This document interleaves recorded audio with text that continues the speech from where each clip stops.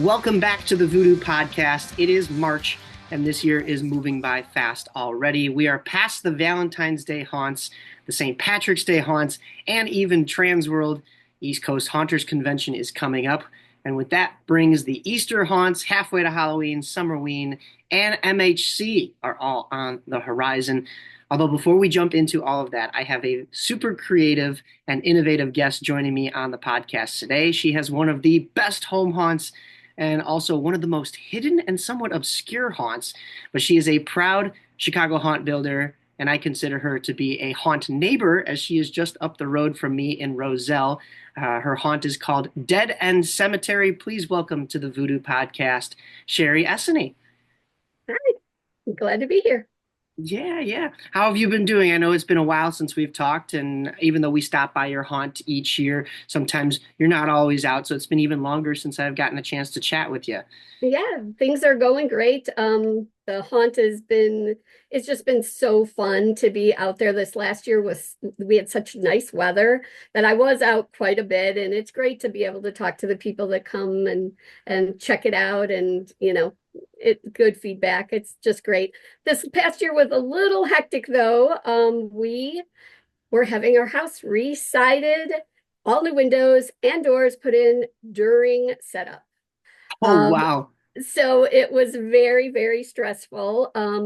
But we were working with Feldco, which my husband works for, and they promised to be completed by our opening date, and they did. They were out, and they also sponsored a couple events for us in last year, which was great. But yeah, it was a little stressful having that going on during setup. Yeah, very, very stressful.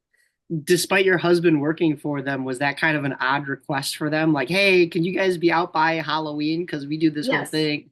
Yes, it was a very odd request for them, and they loved it. They actually sent out a crew to film during our setup, and them redoing the house. So and then, like I said, they had sponsored a night where we gave away flashlights that had Felco's name on them, and so it was good. We worked together very well, but yeah, they've never ever been told that you have to be out for Halloween. Oh, that's good. That's good. That's awesome that they were giving out some trick or treat goodies as well on certain nights. That's pretty cool. Yeah, it was great. When did you first start Dead End Cemetery, and what made you want to start despite being in sort of a tucked away location? So I just love Halloween. So we were decorating, it was, like everyone, we started out with a few things. And, I would say we probably got started like in earnest about 2005. And we decided, every year we were just adding something. 2007 is when I believe Sleepy Hollow came out, and we were watching that, and there's that big scarecrow at the beginning with his arms up, and I asked my husband, I'm like, could we make that? And he's like, sure. And when I say we, I usually mean him. No, that's not true anymore. I'm just as involved as I used to be, or way more involved than I used to be. But we made that, and that was kind of the start of like every year we're going to make this bigger and better. And you're right. People do not drive by our house. That you have to know it's here to come see it. So a lot of years we would sit and I would count like, okay, so the Amazon driver saw us and the postman saw us, and I would count and be so excited if we were up to like 35. And now we get hundreds, on especially on weekend nights. So yeah, it was really Chicago Haunt Builders that helped that a lot. Getting on the list, allows everybody to come see it. And then, of course, we're on many other lists at this point, too, because our name's gotten out there a bit. That is awesome. Yeah, your house is at the dead end of a short street, but basically nestled right next to the main road, which is Roselle Road. But the dead end doesn't allow for access straight from the main street. Otherwise, you'd be like that corner house right there off of Roselle. What Yeah. kind of challenges has that brought you, and of course, to your haunt over the years, other than, of course, the foot traffic, right? Yeah, really, the traffic is the only thing that it's given us a problem. Having the dead end there, it gives it a really cool feel. It does feel like you might have stumbled across a cemetery you didn't mean to find, because it's just down at the dead end. We're surrounded by woods, so it just has a really good creepy feel back there for Halloween. So yeah, no, it's really worked to our advantage, and the dead end name came because we're at the dead end, so it just kind of worked out. Yeah, yeah, self-explanatory on that one, right? But Exactly. despite some of that tricky navigation for those that might not be familiar, like you said, you have such a cool, unique, and unnerving space to work with, like the trees and the brush that separate you from that main road. I think, is there also like a little creek that runs through that space? Yes, there is. And it kind of gives off a little bit of a mysterious vibe and makes your mind run, and your eyes will play tricks on you. What have been some of that, the benefits to that to kind of set the scene? It it's completely the creepy feel that, like, and especially nights where we don't have music going. Ironically, that can be even creepier than the nights where we do play the music, and we do both. Uh, so that's helpful. I guess one other problem being at the dead end is that we don't have a lot of place for people to park, and we don't have any place for people to turn around. So my neighbors, luckily, are lovely, and they were, when they moved in, I walked across the street and I was like, so we're the Halloween house, and they're like, we know, our daughters are so excited, they can't wait to see it. So that worked out great, but people are in their driveway all the time, and no matter what we put out, and ask people to park on the other street. That's probably one drawback, is that, there's not a lot of place to turn around back here, but it's worth it if you just walk. It's very short walk, like, I don't know, 50 feet, if that. So it's not far from the main road, but so that's another challenge. But as far as the atmosphere, I think the atmosphere is great. Our new siding is really dark, which is awesome. So that gives another creepy feeling to it. But I love you can, we hide some things in the trees. And so sometimes people see them, sometimes they don't, or they'll be walking and then they'll jump because they'll have seen something that they didn't know was there. So I really like having, our location for that part of the haunt. That's perfect. And what a great review for Feldco too, that even the siding matches with the theme, right? Yes, exactly. We didn't pick it for Halloween. We saw it. We were actually traveling in Iceland and we saw the dark siding and we really liked it. But it works really well with the haunt. Iceland. Oh my gosh. How was that? You have family out there or just going out to visit? No, Iceland was just a trip to visit. And yeah, but we do love to travel. So I have to try to arrange all of our travel so it doesn't interfere with haunt setup and haunt time. So I never get to go anywhere. Like, I can't go see the leaves in Maine during October. So one day I will, but right now, yeah, travel all has to be completed before September and can't start again until probably, well, after Christmas then for us. So Gotcha, gotcha. Yeah, you're going back to your haunt. It kind of gives off of, like, I don't know if you've ever been to Bachelor's Grove Cemetery, yes. like kind of that feel to it because it's the graveyard in the front and then that swamp and like the little creek in the back. And then most of the nights that we've been there, there's nobody else out there because it's such a quiet dead end of the street. So, it's very tucked away and as I said, kind of obscure. But you have so many staples in your haunt, such as Crixus, the big Grim Yes. Reaper. I think you have that amazing dragon too that was on the Well, driveway. we have two. Well, we've had two. The one that was on the driveway that blew smoke out of his nose, big one, that one's been replaced to one that sits on a pedestal or on a column, I guess, and it also blows smoke. So yeah, I love my dragon. The I always have to decide. People always ask, "What's your favorite prop?" And it's like asking me to choose between my kids, but I'm gonna probably say that my favorite is probably our witch's hut, which has Oh, the um automate or a movie playing in the witch's hut. That's where our witch is, and I really like that. We call her Groony. We named her after Dan from Chicago Haunt Builders in honor of Dan Grinnell. So yeah, so I love my witch, but I also really like my dragon. Those have always been my favorites. Those are very cool, and both the old dragon and now the witch's hut are such lifelike or life-size creations.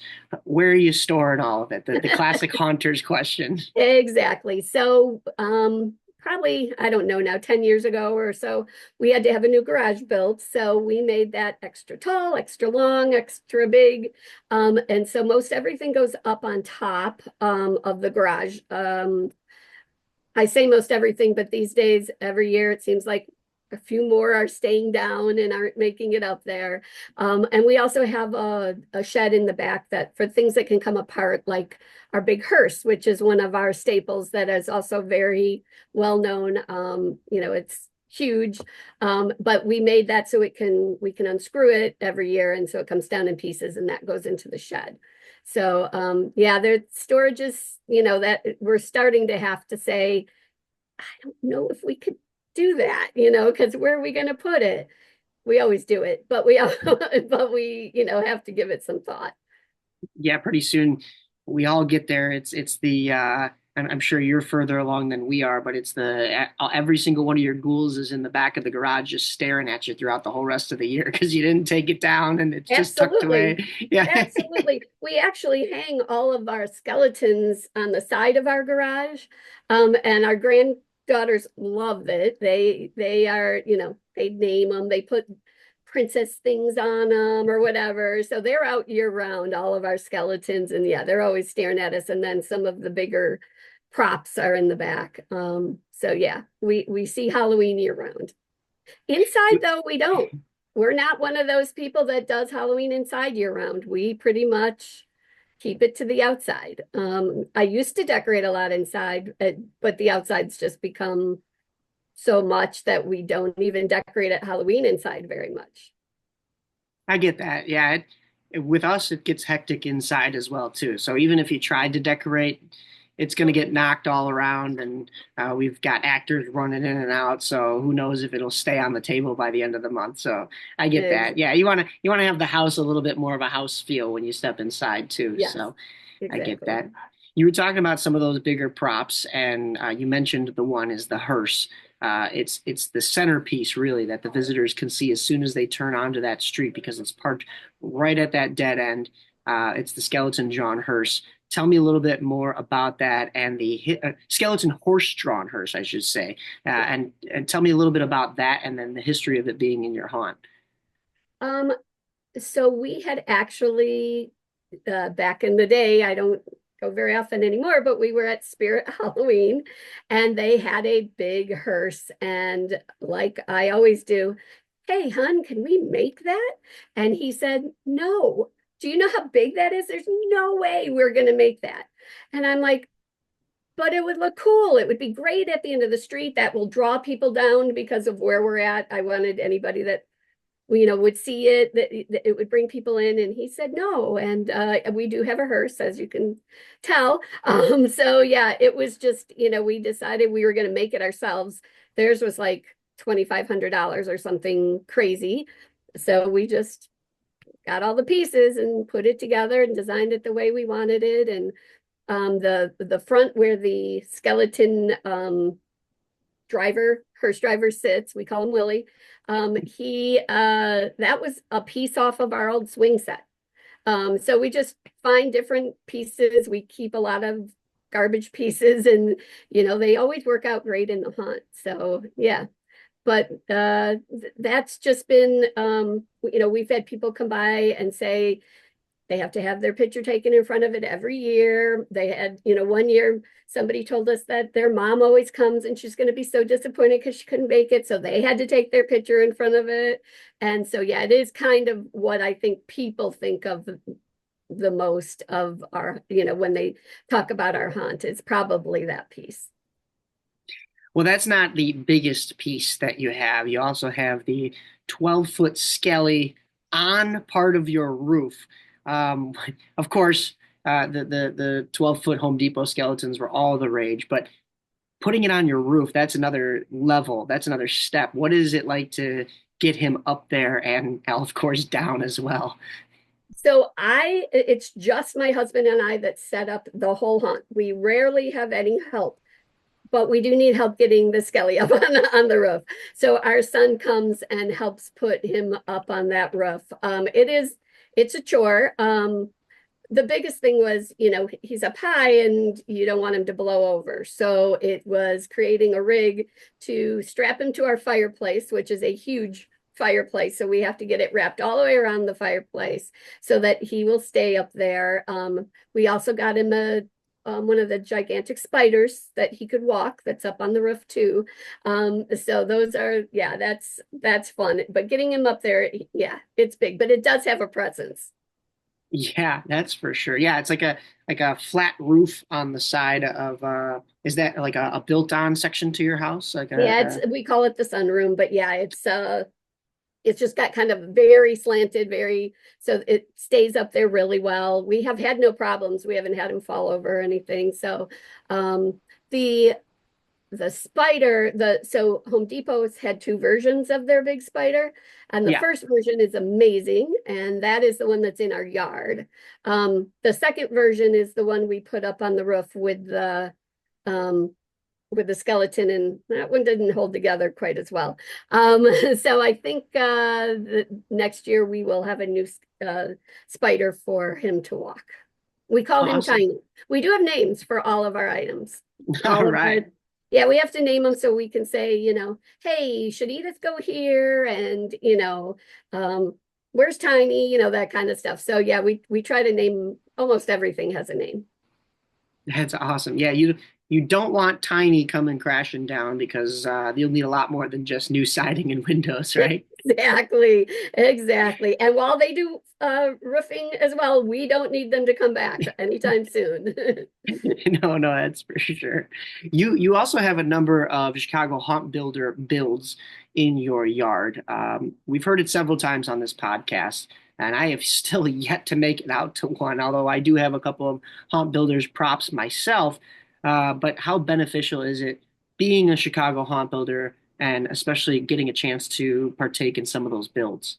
It's fabulous, especially at the beginning when we joined. So I think we met Jim Slinker at Chicago Frights back in, gosh, I think that was 2014 maybe. And so early on, like we weren't building a lot. I mean, we'd made the hearse and we were capable of doing some things, but we didn't know all the mechanisms the way that we wanted to, or the way we do even now. So going to those builds was so beneficial because if you don't know it, somebody there does, and they are more than happy to share. That's the best thing about the group, which I'm sure you've heard a billion times as well, is that everybody is friendly, helpful. They are happy to share what they know, their knowledge. So going to those builds it's besides being great fun, there's nothing like being, on the Slankers driveway in, April with 40 caskets out there. I mean, that's just fun. So yeah, we've enjoyed doing those, quite a bit. We haven't been as much lately, I think, because, we kind of know all of them, and we're seeing a few repeats, and we have that. But yeah, we enjoy the builds a lot. Yeah, it never gets old hearing what the group is like and how awesome it is. And you mentioned earlier about being on the list and how beneficial it is to get foot traffic. I guess the only thing I hadn't heard of is this Jim Slanker guy you talk about. I don't know who that is really. No, nobody No. knows him. He's just a guy that we met. Yeah. And yeah, so we were in the group pretty early on. So yeah, well, one day maybe you can meet Jim. Yeah. That would be nice. Yeah, maybe get Yeah, to talk to him. yeah, maybe. Yeah, it's great because when I was young, and I've told this story countless times on the podcast, is my dad and I always used to do the south side of Chicago houses. We were in Westchester, so we were a little bit closer to those, but there was a contingency of houses far north but I felt like even when I moved here to Schaumburg, like there wasn't a whole lot here in this area. So for you guys to have started Haunt Builders and built it so much from you right around the block in Roselle and Jim and Carol Stream, I mean, it started to populate this area. And then, of course, now we have Slingerland Slaughterhouse around the block, which I'm pretty sure Steve and them always decorated. I'm not quite sure when they officially joined Haunt Builders, but I had always heard about, oh, yeah, there's this house in Schaumburg. Now there's like 4 or 5 houses in Schaumburg. There's so Yeah, many of us out here, and it's great to have such a network. it's great. It's amazing when you look at that map and see all of the haunts. It's mind blowing. And when I tell people, oh, make sure you get the list, you scan here and you can, they pull it up and they're like, are you kidding? And I'm like, no, there are that many of us out there that, are crazy, if you ask me. I mean, we have to have a little crazy to be as into it as we are. Especially if you're my generation, and I think we were like kind of conditioned to collect everything in a certain set, like all the McDonald's toys or whatever. And so now you look at this list, and you're like, okay, yeah, I went to the house around the block, and then you see 500 more bullet points on a map or on a spreadsheet, and you're like, well, I got to go hit them all now. Like this is outrageous. This is crazy. So Exactly. It would be very tough to hit them all. we're inching away every single year. But I the know funny you thing get there. is You've been to a lot, that's for yeah, sure. there's always though the ones that they don't do it the next year, so maybe we missed out on somebody, or we plan on going to certain ones that we hadn't seen the next year, and then like 10 more pop up in a location we were already going, and it's like, oh, it's pulling us in every single different direction during October. Yeah, for So sure. It's so many and so many wonderful, amazing displays. One of the things that I like when you mentioned the builds is not only the builds, a lot of us have the same things from the builds. A lot of us have the 12-foot skellies. A lot of it, we do buy a lot of the same items, but they all look so different how they're displayed in each person's yard. So yeah, you might say, oh, there's a 12-foot skelly, but that one's on the roof. Or, it's just nice you can have all those same things and just display them in a completely different way. And it still will, draw your attention and get you to want to come and see all of the different houses. part of it is because of the fact that each house is a different environment, and we talked about the uniqueness of your location, and it's about using the space that you're in, but part of that is the creativity of the haunter as well, and knowing how to use something differently or having the vision to think differently about a prop. And that was also the case when I think it was you who we had spoke to, and we learned about beef netting cobwebs. You have such an amazing walkthrough up to your front door draped with those spider webs, which kind of nicely bridge the house with the graveyard itself. So tell me a little bit more about what you have going on, like directly in front of your front door in that amazing haunt space. So yeah, we have our big spider, and then the spider's webs go up behind the spider, up to the roof, up, so that people can walk underneath the spider web to get to the front door. And you've got quite a difference of people going, oh, are we even allowed to go up there? And then you have those that even try to open our front door in the middle of October. And I'm not kidding, that has happened. Because I don't know if they think we're part of the haunt or what. But so yeah, right in front is the spider webs. And it just gives a nice spooky feel to have to walk underneath them. For Halloween, during COVID, we made a chute that would send the candy down. And then COVID was over, so we weren't going to use it. And all the kids asked about it. They all wanted us to use the chute. So we used the chute. So we send it from the front door down past the step, so they don't have to come up, because the front porch is, not real big. And so you get a big crowd up there. It can be a little tight. So they can grab their candy right from the bottom, and they get to pick which candies they want. We send it down the chute for them. So yeah, but I do really like the beef netting look. From inside, we have some blue lights on them, and it just kind of almost feels like we're underwater when we look out to see the netting out there. I love the look of the beef netting if you can get it really, really thin. The thinner you can get those cut, the better it looks, the more natural it looks. And of course, my first year was a little bigger, and then every year I keep cutting it, and I've used the same beef netting for probably 6, 7 years now. So yeah, it's a great prop, great thing to add. Yeah, definitely. Yeah, that's it's what we've incorporated now into our canopy out in front. We don't go super thin, although now that you bring that up, I'm wondering if we could go thinner, but we do project so that we have like a strobe light that goes with the music. So projecting it is nicer when there's a little bit Oh, more yeah. uh, face to it. But if we could get it thinner to look a little bit more like cobwebs, that's super cool. And yeah, the people are going to have to go back and listen to the part where you don't decorate the inside of your house so that they know not to open the front door and walk right in like it's a haunted house. Exactly. I mean, it's funny. I just am surprised that anyone would even think to do it, but I don't know. It's not things don't always surprise me, but that one did.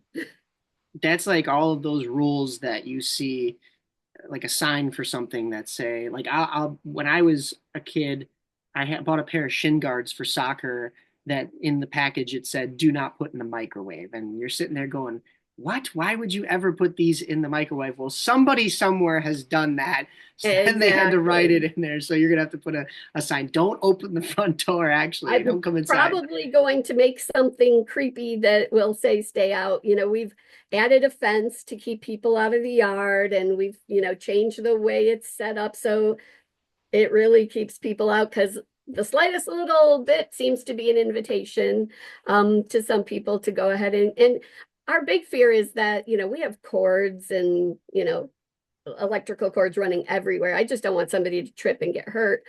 So, we've worked for years to always find the right solution that doesn't take away from the ambiance. We don't want it to be all these signs that say, don't do this and don't touch this. We just want it to feel natural, but make a natural barrier that says, this is really where you should stop.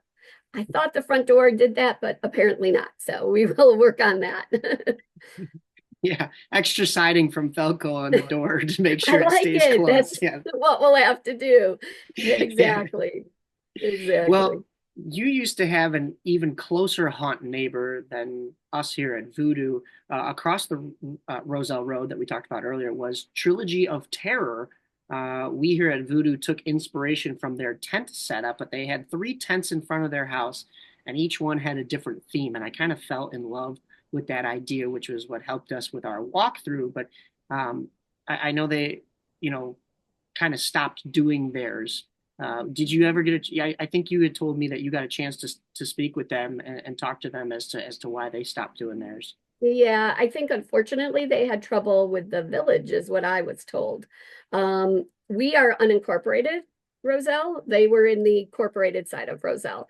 And I believe that their tents were considered structures, and therefore that was a problem. They didn't mind them having the haunt, they minded the tents. So they had to take that down, unfortunately, because it was a great haunt. We certainly went there too and enjoyed it, but that's always a shame. But I'm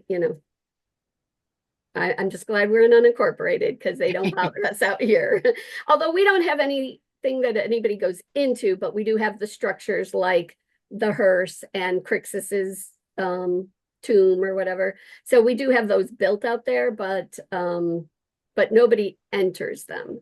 So Yeah. Ours, we never really got slapped on the wrist or anything for ours, and I mean maybe because we're tucked away in a cul-de-sac, but we have sidewalks. We're in incorporated Schaumburg, so I guess maybe just different zone or different rules for different communities and whatnot, but or just maybe they never crack down on us. If the village is listening, please still don't, because please don't.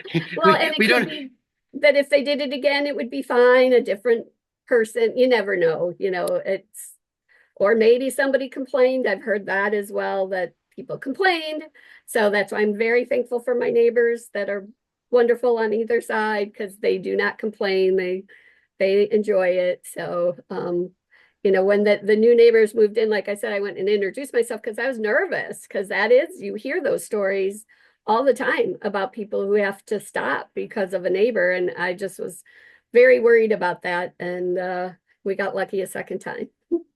Yeah, that and HOAs. I know those are big around the haunt world as well. Luckily, we don't have those either. But yeah, I mean, we've gone away from tents and more of just the actual structure. But in some ways, I wonder if that would, maybe warrant a little bit more. I mean, we know we make it safe, but I don't know if the village would like to come out and inspect as well. Be my They don't guest, need but to. We're not throwing that out there. yeah, exactly. You do So. it very well. We're going to leave it alone. And as long as your neighbors, the frogs in the creek, don't mind, Exactly. they can keep their Exactly. ribbits to themselves. No, they can rib it because that's another creepy factor. Yeah, we've noticed that on the nights that you said that you don't have any music out there, that creek. I mean, there's just a couple of little water trickling sounds. You hear a couple crickets, you hear a couple frogs, and Yeah. you all of a sudden you hear a stick or a branch break, and you're like, oh, what is going on? What was that? Yeah. Um, it's funny you say that because we had a family that they didn't tell us about it until the following year, but they actually recorded a movie in our front yard, in our haunt.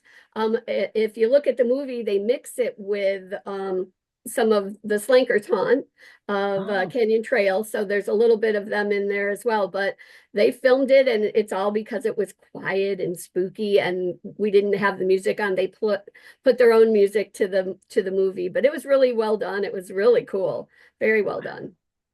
interesting. I don't know if Jim's ever told me about that. That's pretty neat. I I'm know, sure, with his gigantic haunt, somebody somewhere has done some kind of movie thing with him, but I don't know if he's ever advertised on it. But yeah, that's pretty cool. yeah, I know that they told us about it the next year and then sent me the link. And while I was watching, I'm like, oh, it's not just us. That's the Slankers. I know their haunt. So I let Jim know. So he definitely knows, but it's probably one of the small things compared to what they have with a haunt their size. That's fair. That's fair. You're very close with Jim. Do you have any funny stories about him that maybe the public doesn't know about? Oh, hmm. No, I can't think of something right now. I really can't. He's great. I mean, all of them, him, Dawn. I just the group is great, and we work together. I help get the door prizes for the shindig every year. So we're working together on those quite a bit. But no, for the most part, um, I don't have any big stories or none that I can think of. No, He's I so just out enjoy there singing. that I mean, even then, it's no sweat off his back, I guess, if something. But you'll get away with it this time, Jim. We won't get you on that one. Yes, I don't think I have any good stories. I might think of one. If so, I'll pop back in. Well, you mentioned helping out with the door prizes for Shindig. Tell me a little bit about what goes into that, and your side of all that work that goes into that. I can't imagine. So Jim asked me a number of years ago, I don't even know how many years, and I said sure. And that year I was able to get, I think, two or three of the video packages where they gave us the projector and the movies and stuff. And Jim looked at me and he's like, that was you will never live this down. Every year it's going to have to get bigger. And I'm like, well, yeah, it's not that big of a deal. Well, it became a big deal. I mean, we get thousands of dollars worth of door prizes. It is crazy. Chad, a couple years ago, volunteered to help because it has just gotten so big that he's also trying to get those door prizes. We have some amazing vendors that you know donate every year, and some just large items, and Techie Toys every year gives thousands of dollars worth of donations. So we spend over an hour at every shindig just giving away the prizes. Yeah, And we try to move pretty quickly because it's a lot, but it's fun. It's a lot of work, but again, with the great repeat donations, it's definitely um, it's it's worth doing. You know, I enjoy doing it every year. I know you said you had missed this year's shindig, but I think that raffle went close to almost 2 hours. I mean, it was just prize after prize. And you mentioned Techie. We were one of the ones that came away with one of the giant arches. So I Nice. was super excited for that. And then I wasn't paying attention later on in the night when one of our other numbers was called. And I got so excited. I went up there and I hadn't heard what the prize was that was announced, and it turned out to be earrings. And I was like, oh, well, this is going to some of the girls at the table that were sitting. Yeah. So And that has been one of our challenges is, you know, some people get a t-shirt, some people get an arch, you know, and it's like how there's really no good way to do it. That's why it's called a door prize. And sometimes you get this and sometimes you get that. So yeah, but you want to get all of the things. I donated personally this year because I now make I have a laser, so I make things on slate. So I made a bunch of slate coasters and I do wood stuff. So I donated a bunch of items myself. But yeah, it's just amazing all the different things that people make and, you know, donate. All the haunt builders, the Chicago haunt builders are always donating to the Chicago haunt builders door prizes because it's just fun to see other people win, you know, what you have, you know, what you make, and that they'll have a use for it somewhere. absolutely. Yeah, it's been fun going to those and always getting a chance. I'm pretty much, I mean, we the group is growing so big exponentially quickly as well. So it's tough to get everybody a prize too. But I think in previous years it was if you attend, you're walking away with at least something because there was a prize for everybody. Now, I mean, to be able to keep up with the numbers is just unimaginable. But I would say probably 90 to 95% of people that go to the shindig are still walking away with something, big or small. I think everybody's just Exactly. happy to have something to call theirs at the end of the night, which is You really can nice. always get a Fright Props catalog Yeah, because that's true. we always We might be short on those. I don't know if we have anymore. Yeah. actually, I do think they've stopped sending them as much as they used to because now everybody just orders online. Yeah, that's probably true. But they're always a big box of them at the very There is front that always, Jim is always pushing. So yes, yeah. it's kind of that running joke that Fright Props drink. You gotta have your drink anytime someone brings it up. So, yep. Oh my goodness. Yeah, yeah. All right. Well, now to jump into a segment that I like to call Voodoo Personalities. This is sponsored by Voodoo on Vassar. There we are. Nice. So we'll dive into a little bit more of your personal life. I've seen that you are quite the family lady from your Facebook. Are the kids able to enjoy the haunt and the holiday by you? I know they said you said during the off season they're playing around with the skeletons in the garage, but are they currently at the haunt with you throughout October? So, our kids never cared about it at all. They never helped. They never did anything. Now my son helps with the skelly, but the grandkids have all grown to love it. Unfortunately, three of the grandkids live in Connecticut now, which is closer than Sweden, which is where they lived for a while. But Oh they, wow. so they don't get to see it as much. But the two local grandkids are here all October. They spend a lot of their Fridays and Saturday nights. I like to hand out small pieces of candy all, you know, a Friday and Saturday night, even before Halloween. And they love to be handing out candy to people. And my oldest granddaughter that lives here loves to dress up and just kind of walk around and be spooky. We don't have actors like you, and but she loves that, just that spooky being, you know, a little creepy there.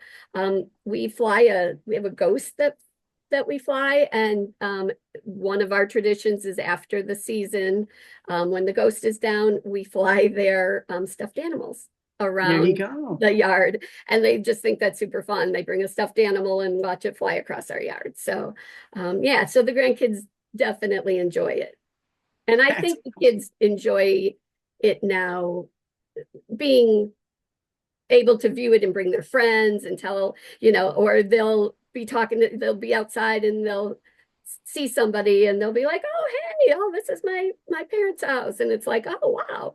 So yeah, they like it now, but they really were never into it growing up, which always frustrated me. well, what are you and the family doing most of the time? Of course, just spending together.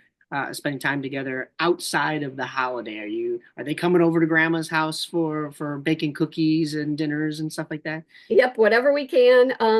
I would say our favorite thing to do together is travel. We've traveled all over with grandkids living in Sweden. We used to go there or meet them in Ireland or Norway, or we've done a lot of travel. This summer we're all going to meet again in Florida. We like to get the whole group together when possible. We're big Cubs fans, so like to hit a Cubs game when we can.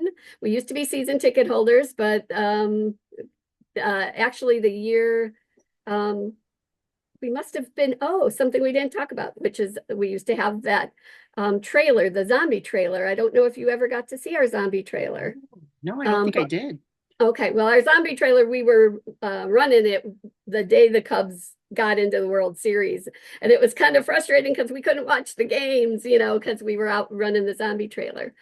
So the zombie trailer about, I think it was 2015, we bought a 20-foot trailer and had 12 pneumatic zombies put in it, and it was a laser shooting game.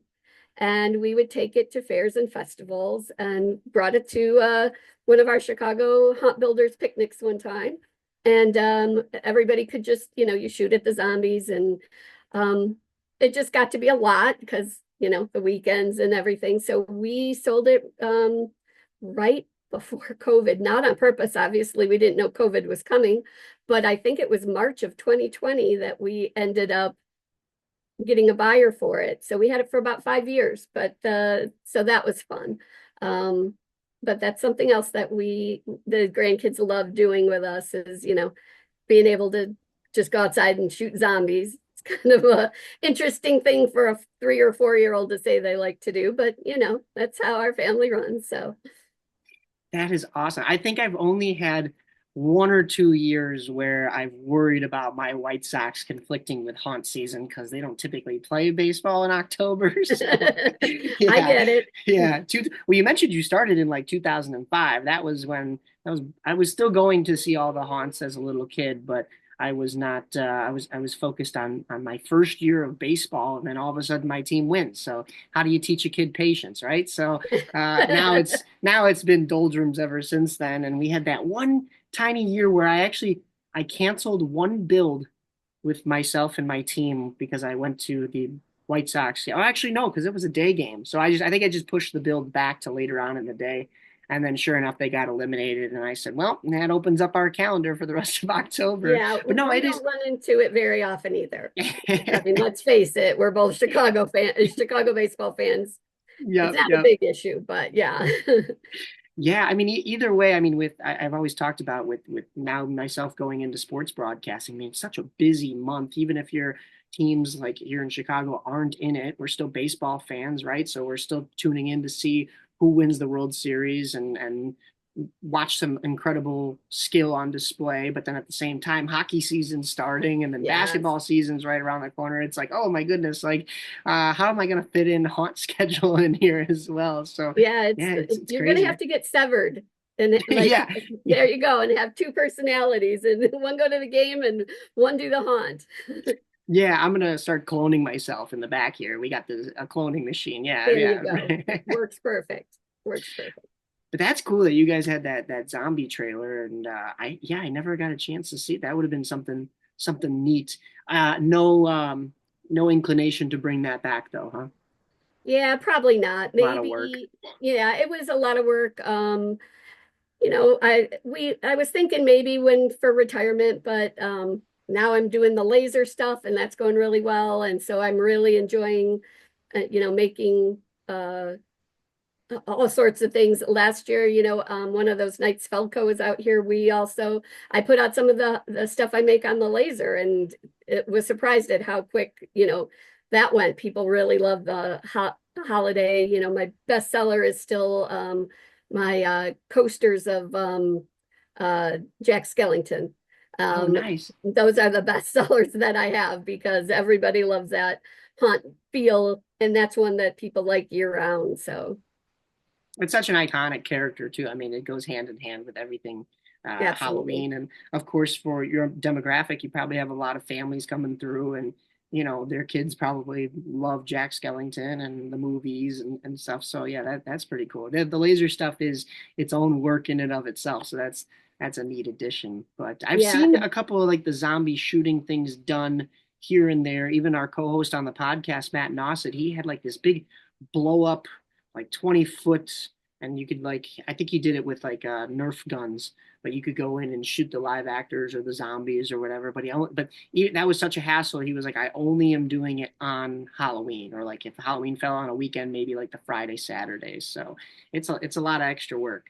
And then the problem is it's best to have the zombie trailer out is Halloween. It's October. Well, Right. we have a few other things to do in October, with our haunt. So it was just too much, like we just had to pick one, and we felt like our home haunt was more important to us at the time than the zombie trailer. So Yeah. Now you said traveling. I know you have family out in Connecticut that used to be in Sweden. You're heading to, did you say Iceland, was it? no, we've already been to Iceland. We're the only trip we have planned right now is Florida, but we will probably also be going to Oahu next January. It's the only Hawaiian island I haven't been to, so Yeah. I want to do that one. That'll probably be in January, though, when we can get out of the cold and yuck here, go Yeah. somewhere warm. But yeah, Yeah, I the was gonna summer say. is just Florida, but it's Florida. We're going to Cape Coral, and we have a house that has, uh, a pinball machine and a ping pong table and a pool table and basketball and all of that. So it'll be good with the kids and just all get together and spend time together. Well, fun. That sounds enjoyable, especially the whole getting out of the cold part. That January here in Chicago is the toughest time of the year, so definitely go to a hot spot destination. So, Yes, I seem to like hotspot destinations, although Iceland was stunning. Um, but we went in the summer, so it wasn't Iceland. It was just, right. Well, beautiful and waterfalls. well, and Iceland is all green, and Greenland is all ice. So somebody screwed Exactly. up there, but no, that's pretty Ex cool. That's got to be beautiful out there. yes, it was very pretty. Very Cool, pretty. cool. All right, we'll jump out of the personalities segment now, but we'll still talk about your little community there. You have a decent amount of the neighborhood kids, despite being at the dead end. Are they? I know you kind of mentioned the ones that interact with your kids and find those small little connections, but are they able to enjoy it just as much? And are you doing anything special other than that shoot and maybe the laser imprinted stuff for trick-or-treaters on Halloween? Um, for Halloween, we're full-size candy bars, so that's really our, That's what I was main. looking for. Yeah, All you got right. to have the full-size candy bar. That's why the little candy goes the rest of the month. So we do the full-size candy. We are definitely, known in the neighborhood. We've had one person did their birthday party. One girl had her birthday party, and they all came down to the haunt. That was part of her birthday party, was to come and see our place. We have some neighbors that have like a wagon that not a little wagon, like they tow it behind like a golf cart or something. Oh, And every year they bring probably 16, 20 people over to, check out the haunt. We've had baseball teams stop by all together to look at it. So a lot of connection, with the people in the neighborhood. And, you keep hearing, oh, I used to come here when I was little, and now I'm bringing my kids. And it's like, oh, wow, okay, getting a little old, but it's true. We're at that point where, the kids, if we started 20 years ago, people who used to see it then are bringing their own kids now. So it's fun, and it's a great way to get to know your neighbors, and talk to people that we may not talk to, yeah. most of the year because they live way down the street, but they always come up during Halloween. That is for sure. That is definitely the case, including us. I mean, we're not immediate neighbors, but we came and spoke to you for the first time. You were actually the first to tell me about Midwest Haunters Convention and Transworld. I think even back when MHC was at the convention center here in Schaumburg, and was Transworld in Rosemont for a while, I think you were saying as well. It But was at some point, I don't remember which years, but yes, it had been up here, I believe, just once. Could have, yeah, it could have been just the one time because I know Yeah. mostly they're down in St. Louis, but I know even MHC was a little closer to home for us. What was I it like know. when you were getting to go to those? Yeah, I love going to those because they're local. And obviously it's easier than making a trip down to St. Louis. I'm not sure if Midwest Hunters was ever, or I'm sorry, Transworld was ever up here, but I'm not sure. But yeah, I like going to the local. I like the atmosphere as well because it is much more of a um, you can buy stuff right there and take it home as opposed to some of the really big stuff that you see at Transworld. I mean, I love seeing it, but it's just a different feel. And so it's really great to get to have the ones that are local here. Um, and I hope to be able to go, to be able to continue to attend some of those big events. We'll see. Yeah, yeah, they've been great. I've started going. I think I've been to only two Midwest Haunters conventions, but I'll be honest, the amount of experience that I've had in those, I mean, it's the same length of a weekend as every other weekend of the year, right? But it just feels like there's so much more jam packed into those. This past was it February into March, just not even a month ago, was my first ever Trans World down there. So getting a chance to see all that has been incredible, and I'm hooked now. Now I can't stop going. So it's And now great. it's connected with Christmas, right? Yeah, yeah. Even as a Halloween fan, I checked out the Christmas side, and we're still going around to see Christmas lights during the holidays. We don't really have the space now to put up our own with all that Halloween takes up, but going to see everything else is still a pastime, and Um, that was cool to I'm see it on display there. I'm sure you get the question just like I do. So what do you do for Christmas if this is what you do for Halloween? And I'm always like, nothing like this. It's cute and it looks pretty, but it is nothing like this. Halloween is our one and only. So yeah, I we don't need another one. we always tell people that we sold because we sold the like that blow mold nativity set that goes on the front lawn. Mhm. So we always tell people that we sold baby Jesus in a garage sale. So we're going to hell. It's fine. It I is like what it it. is. I like But it. yeah, we had to make room for all the zombies. And what do you want? Yeah, you got to have zombies. So yeah, you not only told me about the conventions in the haunt community, but you actually told me how to join the Chicago Haunt Builders Facebook group. I believe that was back in like 2018 or 2019. So I wanted Probably. to thank you because without that, there would be no Voodoo podcast or Voodoo merchandise, and our home haunt would not have expanded like it did. But most importantly, I would not have met some of the truly amazing people on both the home haunting side and now as well on the commercial haunting side, and everybody in between, and be able to call some of the vast majority of them some of my best friends. So this is the lady behind all of that is Sherry right here. I do brag on that I got you into the hunt group. I do let people know.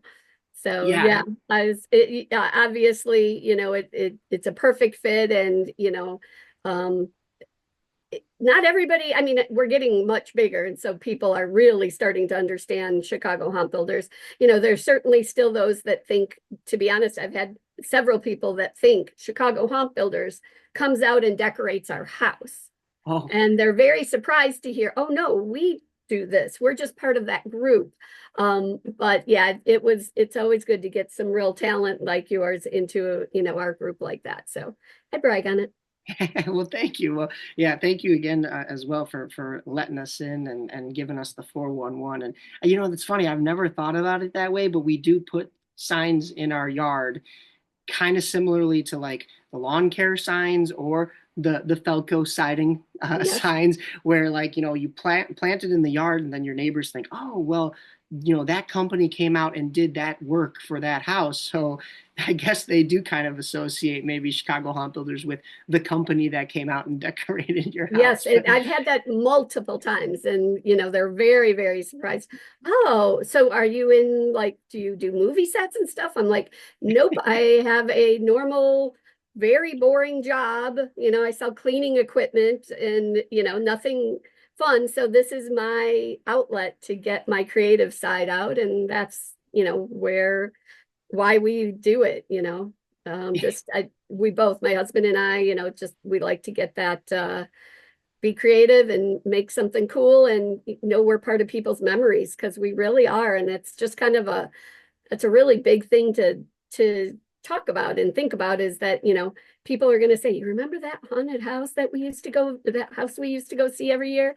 And, we're part of those memories. And so that's awesome. That's great. I always have that like existential thought of like, why do any of it, right? Why do any kind of decorating and stuff? And then I think about it and it's because otherwise there would be nothing to do, right? And of course there are other haunts and somebody else will do it, right? But if it's always somebody else is going to do it and not you doing it yourself, I mean, how are you going to show your creative touch? And who's to say that somebody else does it? I mean, what if you push it off to the next guy and the next guy was like, I'll push it off to that. Then there's no haunt buildings, then there's Exactly. no haunts. And, I mean, we threaten every year while we're setting up that we're not going to do it again. I mean, every right. single year, because it's a lot of work. And it takes, it used to take a couple days, and now it takes weeks. And so, yeah, it's certainly a dedication. And so we always say, why do we do this? And then the kids come and the grown-ups come, and we, hear how special it is to them, and we go, that's why we do it. Yeah, it's almost surreal that you kind of take a step back and realize that you're in the business of creating memories for everybody who comes and views your haunt or comes out and walks around and so that's yeah, it's something kind of surreal to think about. Do you often look back before you kind of join the group and compared to now how your life has changed with being more involved in the haunt world and like we talked about having that higher amount of foot traffic at the haunt? Yeah, I mean, before we did it really for us because we didn't have anybody coming to see it. And we still did it, and we still did a decent job. But, now that we're part of the group and, know all the tricks and, just can see all the very cool things that are done, it has just grown. We've met amazing people. I always tell people that I meet that the haunt community is a very unique group. In a lot of groups, you find infighting and catty, and that's just not what we have. It's a very friendly group that everybody's there to support each other. And so yeah, it's just been a great way to meet my new friends and meet neighbors. And it's certainly something that I'm glad that we have never given into that thought to stop. Well, wait until Jim hears that I pretended like I didn't know who he was. Then next thing you know, he and I will be stepping in the ring and no, I'm just kidding. But no, Well, it you can is a share great some of group. your stories about Jim then. No, I don't know if I have for all the Uh, times that we've talked, I don't think I have any goofy stories of Jim. Just always him being at the helm of everything, being able to accommodate everybody, and I want to say run the show, but there's so many people like yourself that are behind the scenes helping as well. But Jim just kind of takes the reins and helps organize it with everybody and does a great job he really nonetheless. does. So Yeah, he's awesome. yeah. So All right. Well, now that we know that, you've said that you're not doing it the next year, but you are, I what will. is next for Dead End Cemetery in 2025? Anything that you're working on that fans would be excited about, or just the same old consistency and great? Oh, you have the laser stuff too, as well. I do have the laser stuff. I have been adding laser stuff. The things I make, I can put on my tombstones and, last year we added a tombstone that the bell rings, Oh, when I did see that. Yeah. yeah, so I added that, and I was able to redo our fence with the laser stuff. So I have that, but I don't know of a big project yet. We're not as, like we're not building in February like some people are. We pretty much start in the summer, when it gets nice out, and we'll start to, think about what we're going to do next. We move things around a little bit, but we keep the same theme overall. So it's not a huge build every year, but there's always something, one or two things that are new. Even if it's a new Home Depot buy, there will always be something new every year. Yeah, the people that are starting this early in the year, I don't know how they do it. I I don't don't know how they either. have the space. I don't know how they have Nope. the mental space. I don't know Yes. how they have the time. Although Yep. I guess starting this early, you have, I guess, all the time in the world. But I'm the homework before the night it's due type of guy. So Yeah. we'll be thinking about ours come like August maybe. So Yeah. I'm in that I, boat with you. yeah, I'm definitely not building now or even planning or anything like that. So, I mean, I'll still look across things on, I'll come across something on the internet and I'll be like, ooh, could we make that? That kind of thing. And, that's really what we'll do. But I haven't started a build. So no idea what'll be new next year. You'll have to come see. All right. Well, I'm excited to zip around the block once again as well and come see you guys. For those that want to find you, where can they find you on social media? And of course, on the Chicago Haunt Builders list as well. Of course. Dead End Cemetery Roselle.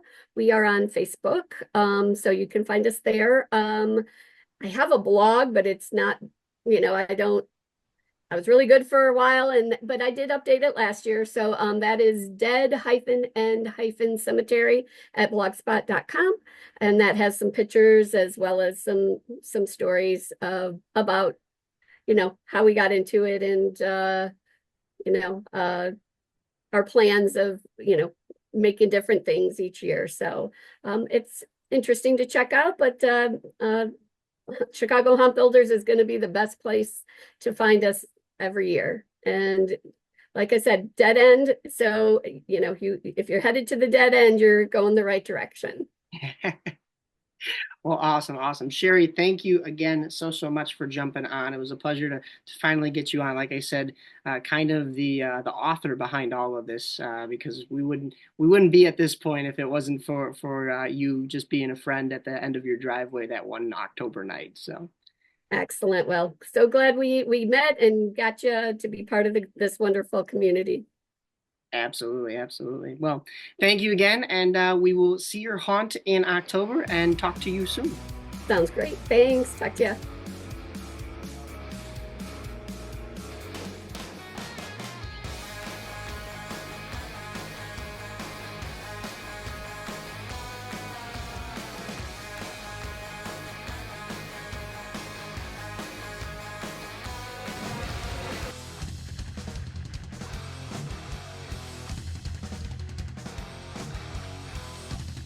My next guest is a very talented young man. You would think he's much older due to how long he's been in the industry. He's been disguised as a vast number of different characters at different haunts, displaying his acting and scaring range, but also his comedic side. But most of the time, you can find him with a shovel and a gas can sliding around at Disturbia. Please welcome Drags, A.K.A. Dylan Simpson. Hey, how's it going? How's it going, guys? Pretty good, pretty good. So you're okay. You're still 19 or are you 20 now? 20 years old, 20 years old, yeah. All right. Well, congratulations. You're almost at the drinking age, but holy Yeah, crap, you're only 20 and you've done already so much in this haunt industry. yeah, I still got till October until I'm 21. But yeah, I've been in it for now like close to I think 5, 6 years. I started back in 2019. It was at Home Haunt. It was House of Creeps. It was in Streamwood, Illinois. Yeah, it was like a Yeah. small little kind of like mom and pop kind of like haunt. It was so much fun though. So much fun though. That's kind of where I started though. Like little background though. They've actually moved into the Schaumburg Boomers Stadium, and I actually got a chance to work with them last year for a little bit, which was a very full circle kind of thing for me because I've been, up here in Schaumburg, I've been a Boomers fan because my White Sox are usually pretty terrible each and every year as we approach opening day here. But yeah, I would also listen to the Boomers on WRMN. Now I'm working with WRMN, and then that started as of September of last year, and then in October, I'm guest acting with House of Creeps at the Boomer Stadium. So that was crazy. Yeah, no, that's awesome. I have still like a lot of friends that still work over there and everything, and I've heard it's been like seriously sweet. Like the amount of like people that have been going there has been insane. Like them switching over there too. So that's really good for them. Yes, yeah, yeah. They had a pretty good turnout the night I was there. It was a little windy and it was during the week, but I hear their weekends are like nonstop, especially when they have that Schaumburg Carnival going on over there at Wintrust Field. So, yeah, so okay, wait, a birthday in October, is that what kind of drew you into like the haunt world a little bit and liking Halloween? So a little bit, definitely. Honestly, it was kind of like on a whim too, though, because one of my friends was already had been working at House of Creeps already, and then they kind of told me about it, and it was a little bit closer to like my birthday when I had started working there, and then I kind of just fell in love with it from there. It was just like a slow thing. Like my friend had told me about it, kind of hopped in costume. Like it was I think mid to late October. Like I threw on one of their costumes. I think it was. I can't remember what it was. I think it was like a werewolf or something. But it was so much fun, and I just fell in love with it. But yeah, I guess a little bit of the October birthday also kind of came into play with that. I would assume, but yeah. Well, I was told that when you first started sliding in a slider roll, you had fingerless gloves and just a puck on your palm. You were also Bird Boy. Tell me about this insanity because I would break all 10 of my fingers if I wasn't wearing any kind of protection on the fingers. Yeah, so they weren't fingerless gloves. I had gloves at the time. They were just super super super worn down gloves. So I didn't have clackers like the normal traditional Oh clack my goodness. have. So I ended up having to duct tape my fingers over time because at the time I didn't know how clackers worked. Like I was just getting into it and all that. So like all I did was just tape. I just put duct tape over my fingers because the gloves kept getting worn down over time. Like constantly, I kept getting holes in them. And I did have pucks in them though, because there's Velcro on them. So I did have pucks, and I just did duct tape around the fingers and no pads or anything. I was doing it on like pretty much sidewalk too. Like there was a few times, trust me, there was a few times where I just face planted, like very well face planted. But I got the hang of it. I got the hang of it. But it was just pretty much like full body slides, like no knee pads or anything, just like full body. Like you're just using your hands and your sliding shoes, your sliding shoes. Holy crap. Oh my gosh. Okay. That's I mean, I'd break everything. I'd scrape everything up. So you're more courageous than I would have been. What kind of drew you to sliding? And did you have any other characters that you kind of started with before drags with sliding? So, well, yeah, yeah, that was kind of like the Plague Doctor character I did. I started doing the Plague Doctor character. It was mainly for the Christmas haunt at House of Creeps that they did. We kind of did like a Okay. they started doing like a Christmas theme. I don't know if they still do it now. I'm pretty sure that they still do, but they started doing a Christmas theme, and I kind of just slowly created that little like Plague Doctor character because I really liked the game and the franchise SCP. I don't know if you ever heard of it, SCP Containment Breach. I'm sure a lot of other haunters might have. It's a really, really, really awesome series though, and there's a Plague Doctor in that series, and that's what kind of drew me into that character, and I kind of just decided to make that. And then I started. It was literally like a Plague Doctor mask. I actually I have it hanging up on my back wall. I don't know if you I don't know if you can see it. It's back up there. You might be able to, but it's just Okay.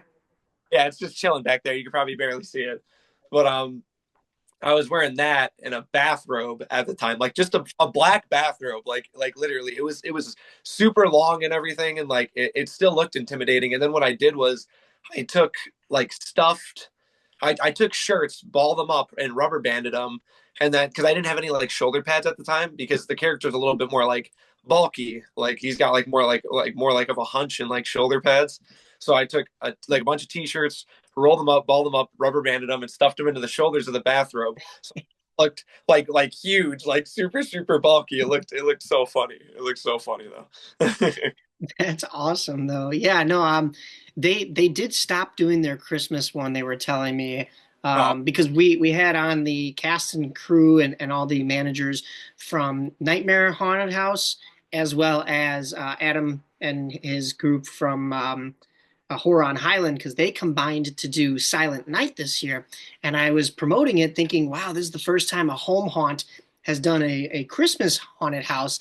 And then it turns out, no, it was House of Creeps that had done one previously, but I think they have since stopped. Part of it too is like now that they're in the Boomers Stadium, it's a little bit tougher. I'm probably assuming to then bring that back to their house, and when they're not doing Halloween at their house during the regular season, it's probably tough to do a haunt during Christmas time and transport it back and forth. But I mean, I'm sure they still have to break out the U-Hauls and take it out of the Boomer Stadium at some point. So Yeah. no, that's awesome though that you were doing that. And then since then, you moved to Disturbia. How did you get started with Disturbia exactly?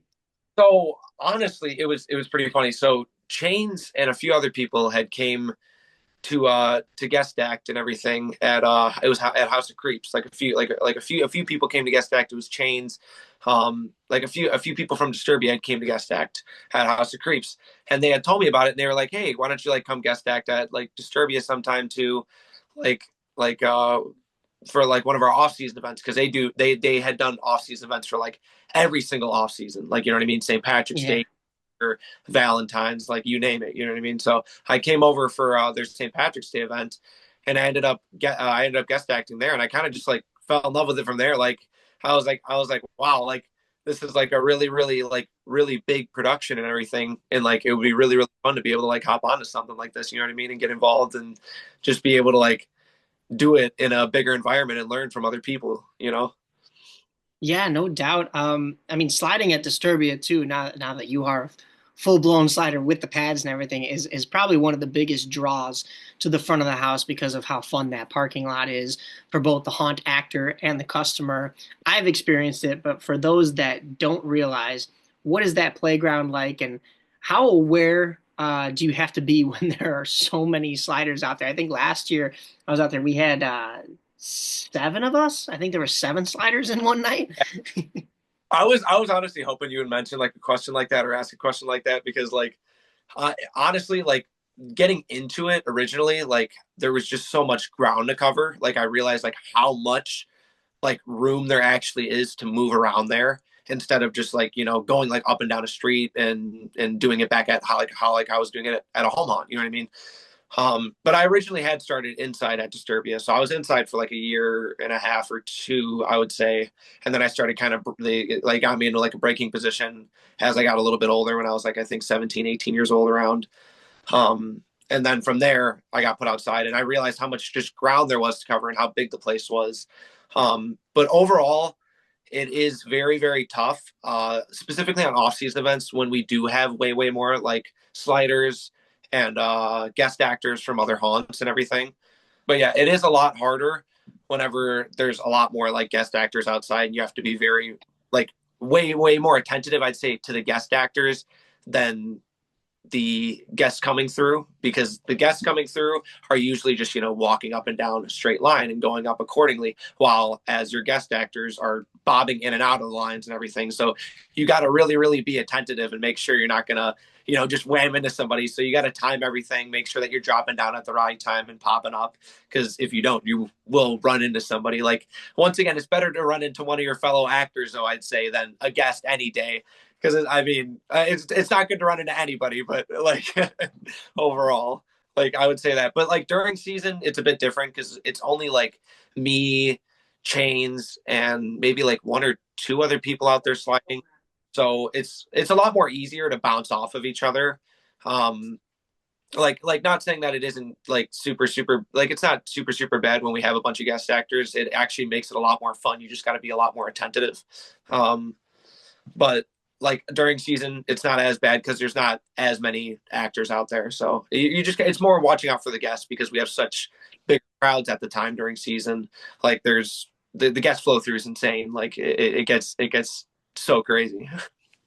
Yeah, I just guest acted for. I saw you there for the one day at Valentine's Day, and then even for the Christmas one, we walked through as fans for the St. Patrick's Day event, and each time I made note of like, yeah, these are some pretty big crowds, but it's still nothing compared to what you guys get in season. I mean, it's Yep. don't get me wrong. I mean, for the off-season events, like that's incredible that so many people are coming out to these kind of things, which, you know, I still talk to so many people and so many people don't realize that the haunt industry becomes year round like that, especially when you look at Basement of the Dead and Disturbia. But I mean, the people that do realize it come out in droves, and there are plenty of people. People always ask me, they're like, is there anybody that goes to those? And it's like, yeah, you'd be surprised. Like, it is backed up at no matter what month, no matter what holiday it is. But I will say, yeah, during the actual season, that line is like 10 times as long. You have all the actors, like I mentioned, so that is a lot of fun to be out there regardless. Is there a story attached to Drags as the character? There is like a smaller like backstory. I'm not one who gets like super like involved in like a super long backstory or super long storyline. There is a smaller backstory. It's more or less just like dude who crawled out of the sewer. Like that's what I'll just keep it at for now. It does go a little bit more into depth than that, but I got like a paragraph for like the backstory. It's a pretty small one though. It's but to sum it up, due mentally unstable like sociopath being who just crawled out of the sewer and can't speak. You know, ripped out his vocal cords, can barely like just let out weeps and screeches. That's it. That's it. Yeah. I was like, I yeah. like it. I like it. What has really gone into the creativity of the character and any of like those modifications that you made? Obviously, you do have knee pads for sliding now, but what have you kind of changed up over the years? So originally, so the original drags, like I'll tell you what, it was not it. I'll tell you that much. It was not it. It was pretty bad. Um, it was kind of just like a Slipknot looking mask and a jumpsuit. It resembled too much Corey Taylor vibes, like because that's all I got at that point. I wasn't scary. It was just like, yo, it's Corey Taylor, like every time. Yeah. So I was like, damn, this kind of sucks. But like it was a cool like once again, cool looking character, just didn't give that scary aspect, I guess. Like a lot of people were just like, oh, Slipknot, that dude from Slipknot, right? Um, but over time, I kind of just developed like I don't really know how to put it. I knew I wanted something like more dark and grungy for the character, like not just like a classic like jumpsuit, like something super plain or anything. I just wanted like something a lot more grungy. So I went with like a darker colored like super blacked out trench coat, and then picked up some pants from I think it was just Walmart, and then like just stressed them to the absolute like max, like just kind of went to town on them, like with throwing every single thing I could on them. Tell you what, creepy cloth was like my best friend for like creepy cloth works. It works wonders.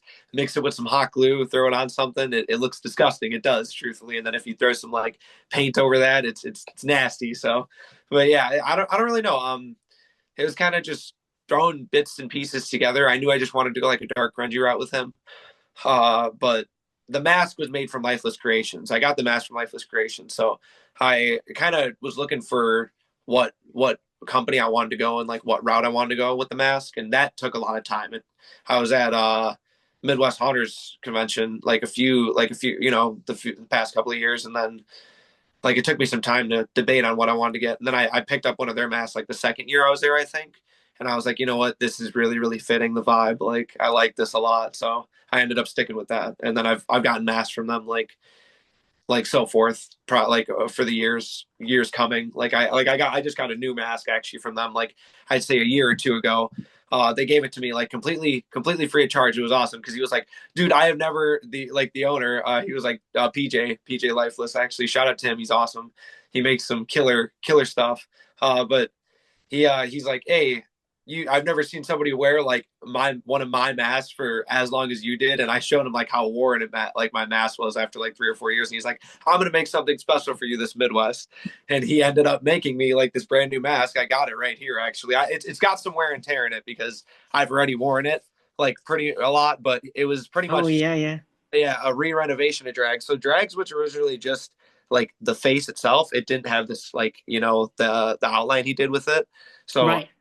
of like the leather, like kind of like the leather outline he did with it though. Like it was like a perfect rework and everything. And he completely gave it to me free of charge. It was awesome. Like shout out PJ, 100%. That is awesome. Another reason for you audio listeners to tune into the video so you get a chance to see that cool one. You've probably seen it if you went out to Disturbia. I think this last year you were wearing that one more, right? Yeah. I have some other characters. I do have another character that I can show you guys later in the video if anything up here. But I do have some other characters that I do dabble in besides drags. But I primarily do drags for the most part during season. Yes.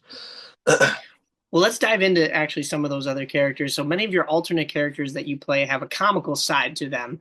I want to say that those derive from your everyday personality outside of the haunt world. But what would you say is some of the inspiration for each of those?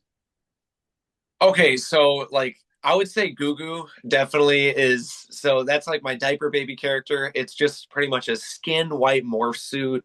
I originally was wearing a mask with him, like it was a mask with a wig and everything. I think the mask was by Nightmare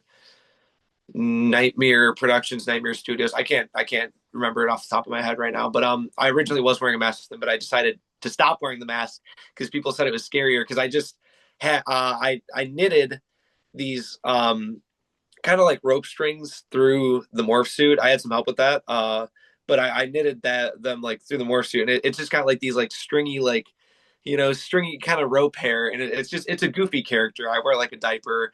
I got like a cup like a baseball cup inside there, so it kind of looks like he like pooped his pants. You know what I mean, kind of thing.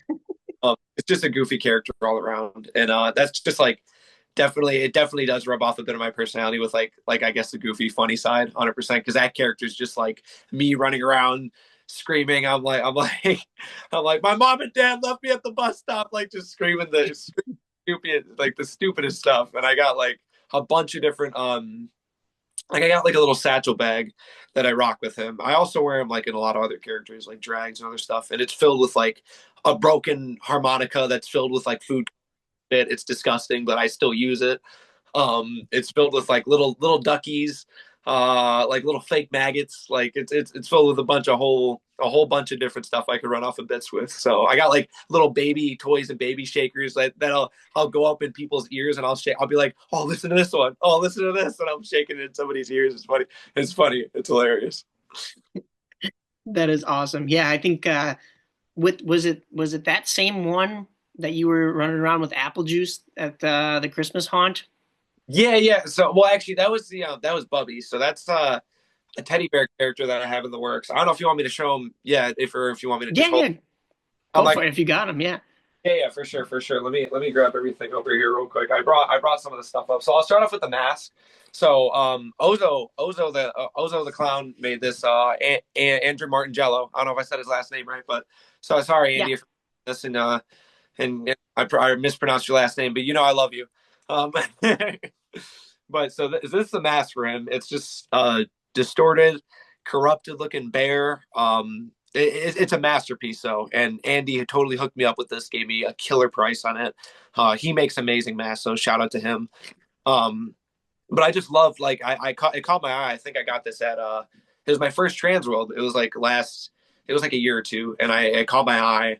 And like there's already a killer price that he had on it, and then he hooked me up even more, and I was like, "Oh man, thank you so much!" So, like shout out to him again though, because this is such a killer mask, and I love it. Like it fits really well too. It's super like snug to the face. But I'll get into the costume part one sec. So I'll start off with the pants. So this is the one that you saw, by the way, running with the apple juice. So I do the apple juice bit with Gugu as well a lot of the time, but sometimes I just do like water and food coloring, like some nasty looking like I call it like juice, like it's just disgusting and nasty. But with Bubby, I'll mix in a baby bottle. I'll mix applesauce usually, a bit of water, and then apple juice with it. So it becomes like a really nasty, thick consistency. And then I'll throw some food coloring sometimes in there too. And it's like it comes out like chunky. So like when like I'll be like, oh, it's just apple juice to people, and then like they'll have some in it, and then it comes out all chunky, and they're like, what else is it? I'm like, oh, it's just applesauce too. Like it's the funniest thing ever. It's the funniest thing ever. But these are the pants. You can't really see them too much. This character took a lot of time. The whole costume itself is made by me besides the mask.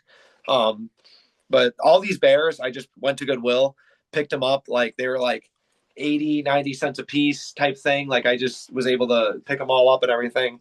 And then I got like bits of bandanas that I ripped up. I permagrimed them on there, hot glued them, like sewed them shut kind of thing. And then there's also like fur bits like that I added on there that are like kind of like permagrimed, also hot glued on there. And then there's the undershirt. Sorry, there's a little bit to this. There's a little bit to this because I love getting involved in this character. He's so much fun. This is the undershirt that I have for him. And so I didn't have to add anything to the back of him or anything because I have an overcoat. So all I had to do was just add fur to the front of it because it just kind of shows the front chest piece because the coat goes over it, if you get what I mean. And then I don't have to worry about anything else underneath this part. But this is kind of just for this is just all permagrimed, perma blood, hot glue also, like for the most part. I added I like love how it's different layers too. Like you said, like the jacket goes over to make you seem kind of more like that, not a like a rugged mountain man, but also literally yeah, like a bear that you would see like in a movie that's coming out of the forest that like maybe has different layers to the fur, you know? yeah, 100%. I added like Mod Podge to some stuff as well, like so that helped like with layering and everything. So this is the overcoat. This is the thing that took like definitely I would say like probably a week and a half. It wasn't super long. Like the whole character took me probably like 2.5 weeks. It wasn't super bad. But so this is an overcoat. It's just got a bunch of fur pieces on it, bandana pieces, like kind of like same bit as the pants and everything to fit the whole vibe. This was already on the overcoat actually. It's just like it's kind of hooked on there and everything. So I was able to pick this up from Goodwill and find that there. So this was an amazing find. And then I got the back of it, which is just a whole mess. It's just a bloody bear, dismembered head. Yeah, it's a little wild. It's a little graphic, but the crazy thing about it is kids love this character still. They'll see the ripped off bear head and they're still like, oh my, and they're like, oh, there's a bear. Like they're freaking out about it. So That's awesome. Yeah, I mean, I just love how much detail goes into like, okay, it's comical because you're ripping apart stuffed animals kind of like Fluffy would, right? So be careful you don't go too close to him because he might think you're a stuffed animal in and of yourself. So he might tear you to shreds. But yeah, no, that's cool. That's a nice one. yeah, no, Um, that's the only ripped stuffed animal that there is on that character. Other than that, I don't rip stuffed animals. I don't go in his lane. It's okay. Well, a lot of the reason that you get the chance to switch things up so much and try out these different characters is because of the fact that we talked about Disturbia and Basement of the Dead open up for so many holiday events throughout the season. What can you say about the Senecers allowing you to have so many like year-round opportunities with both haunts? It's seriously awesome. Like there's like the fact that it brings in so many people too, in my opinion, is like it allows the haunt community to come in whole, in my opinion, like because you don't really get that. There's nowhere else you can really there are definitely other places that do off-season events, but like it might like be like a Valentine's one, Christmas one, like you know what I mean, here and there at other places. But like them doing like St. Patrick's Day, Easter, summer, like all that, it allows everybody from other haunts to just come together, and you got like 80, 90 people there, like you know what I mean, like at least 50 or 60 of those people could be guest actors. Like it's insane. It's awesome because you get to see everybody that you don't normally get to see, like other than maybe visiting their haunt. You know what I mean? You don't really get to see them outside of everything else. So it's really nice. It's really nice. It's awesome that they get to do that. That it brings the community together like that. I think that's the best part about it. Is like whenever I get to see just a bunch of faces that I don't normally get to see from other haunts. Like Midnight Terror. There's a bunch of people that come from there. Hell's Gate. Like there's so many different people that come out from so many different haunts. It's awesome. Like it is. Yeah, and I saw that even guest acting with you guys, or even just going to visit, like I said, for the St. Patrick's Day one, and it's just a nice way to stay connected to the haunt industry. That it's separate from Halloween. I think everybody tries to explain that to people now. Is like it doesn't have to just be in October or late September, early November. So that is awesome, and really, I really enjoy it. I mean, it's for me, it's I wouldn't say right around the corner, but like I know that area pretty well over by Disturbia. I grew up in Westchester, so it's not too far of a drive here from Schaumburg. So I mean, it's a lovely little jaunt over there and get to see all your friends from, like you said, multiple different haunts, not just the ones that you're going to see in costume and in character. My bird boy question came from the man himself, Chains. What is it like to have Nick not only as a mentor for the front of the house, but also as a fellow slider and a friend? Dude, it's been awesome. Seriously, that I can't even discuss how much Chains has done for me. Like not only as like a person, but also as a haunter. Like just goes both ways. Like he's an awesome dude overall, and he taught me a lot of what I know when it comes to sliding. Like all that definitely 100% came from him, and like a few other people that helped me over time, but like most of it definitely from him 100%, because he kind of took me and my buddy Nathan Smiley kind of like under our wing, taught us everything that we needed to know when it came to sliding, the protection, like specifically parts of it, like, you know what I mean, like how to protect not only yourself but the people around you, and sliding safely, you know, because I was 100% the biggest thing when it came to in-house sliding. Because in my opinion, if I'm gonna be honest, I would say I would like, once again, it's very, very hard on both ends, you know, outside and inside sliding. But inside sliding might even be sometimes tougher because you're cutting it really close. You know what I mean? You're on really, really close corners. You gotta pop up sometimes even sooner, like go down sooner times. You know, it's all about judging it out and judging how fast the group is walking towards you as well. You got to judge how fast somebody's coming towards you, if they're walking slow or at a quicker pace, you know.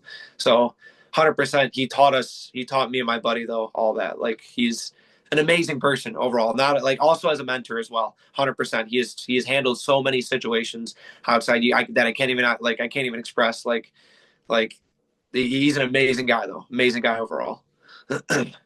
I liked in my head, I like to compare sliding to like playing hockey because it's something that I also do. And, in hockey, like you're maybe not focused on each thing as much. I think it was Brendan Shanahan that got asked the question, like, is hockey hard? And he said something along the lines of, is hockey hard? Well, we are on 1/8 of an inch knives on the bottom of our feet. We're going at like top speeds.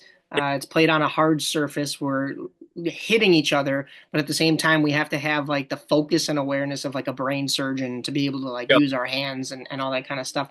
And so, I mean, when you step out onto the rink in hockey, like you do have to pay attention to like, are my skates sharpened? If it's roller hockey, do I have the right wheels on? Do I have good wheels right now, or are they starting to wear down? And like you start to kind of get the feel for that as you play more, like as you're a little bit more well versed in that kind of stuff. And I feel like sliding is the same way, but you have to focus on it more in the moment. Like when I'm on a shift on the ice, like yeah, it's in the back of my mind, like oh maybe it's time for a skate sharpening or whatever. But like I'm also just gunning at full speed, go get the puck, go make this pass, do whatever. With sliding, if you don't focus on like if you have new pads on and they're a little bit more slippery than your old ones, so you're going to slide a little bit further, and you're in those tight quarters that you were talking about, now you could be running into like the patrons that are walking through. So like you said, yeah, you do have to focus in those tight spaces. I've done indoor or in haunt sliding both at Old Joliet and at Basement of the Dead. And so you really have to, like you said, time it just right, focus like what you're feeling on your knees as you're sliding. But then, of course, like if you're going a little bit too far, you got to know when to dig in your toes a little bit more, when to use your hands to stop you, when to pop up. And then popping up is a whole different sort of balance. Like if you fall down on your knees in hockey, like, yeah, you're going to go sliding into the boards unless you learn to pop up. So it's a very similar pop up, but you got to focus on all those things at once. And then not Yep. to mention, you're not in a well-lit rink. You're in probably like a dark room with shadows being cast all over the place to try to scare the customers coming through. So, yeah, none of that is easy by any means. So, yeah, you're not wrong. Do you have any funny stories about Nick that the public or the haunt community maybe isn't aware of? Oh, dude, no, you know what? Like, I got the funniest one that you brought that up because I was kind of waiting for, once again, a question like this. I was hoping you'd ask something like this, like funny stories that might have happened at the haunt. There's like so many I could kind of think of, but like just one that I specifically love. It's not even a funny story. It's just Nick doing chains things, doing the stupid chains things that he does, and I love it. When he plays Michael Myers every year for like our slasher event, he does the stupidest bits in it. It's hilarious. He's got this machete, and he's so good at playing just like a prop, like just like he'll just go like super stiff next to like one of our tall barrels in the line, like, and people are walking, dude. He'll let multiple groups go past. Like there's just multiple going past, and then finally he'll just wait for that one group that he knows is just gonna start running or something, and he just like slams on the barrel with the machete, and the way he moves, it's hilarious. Like because he's got a certain build to him too. He's he's more he's stocky. So it's hilarious the way he moves in that character though. Like you guys you got to come and see it for our slasher event. If anybody's watching this, you got to come through for our slasher event because it's the funniest thing ever. You'll know who Michael is in a second. I was gonna say like that's hilarious that he plays Michael Myers because like he's a paisan like me. He's already not the tallest dude ever. Like you've got I don't want to say short king Michael Myers because I Yes.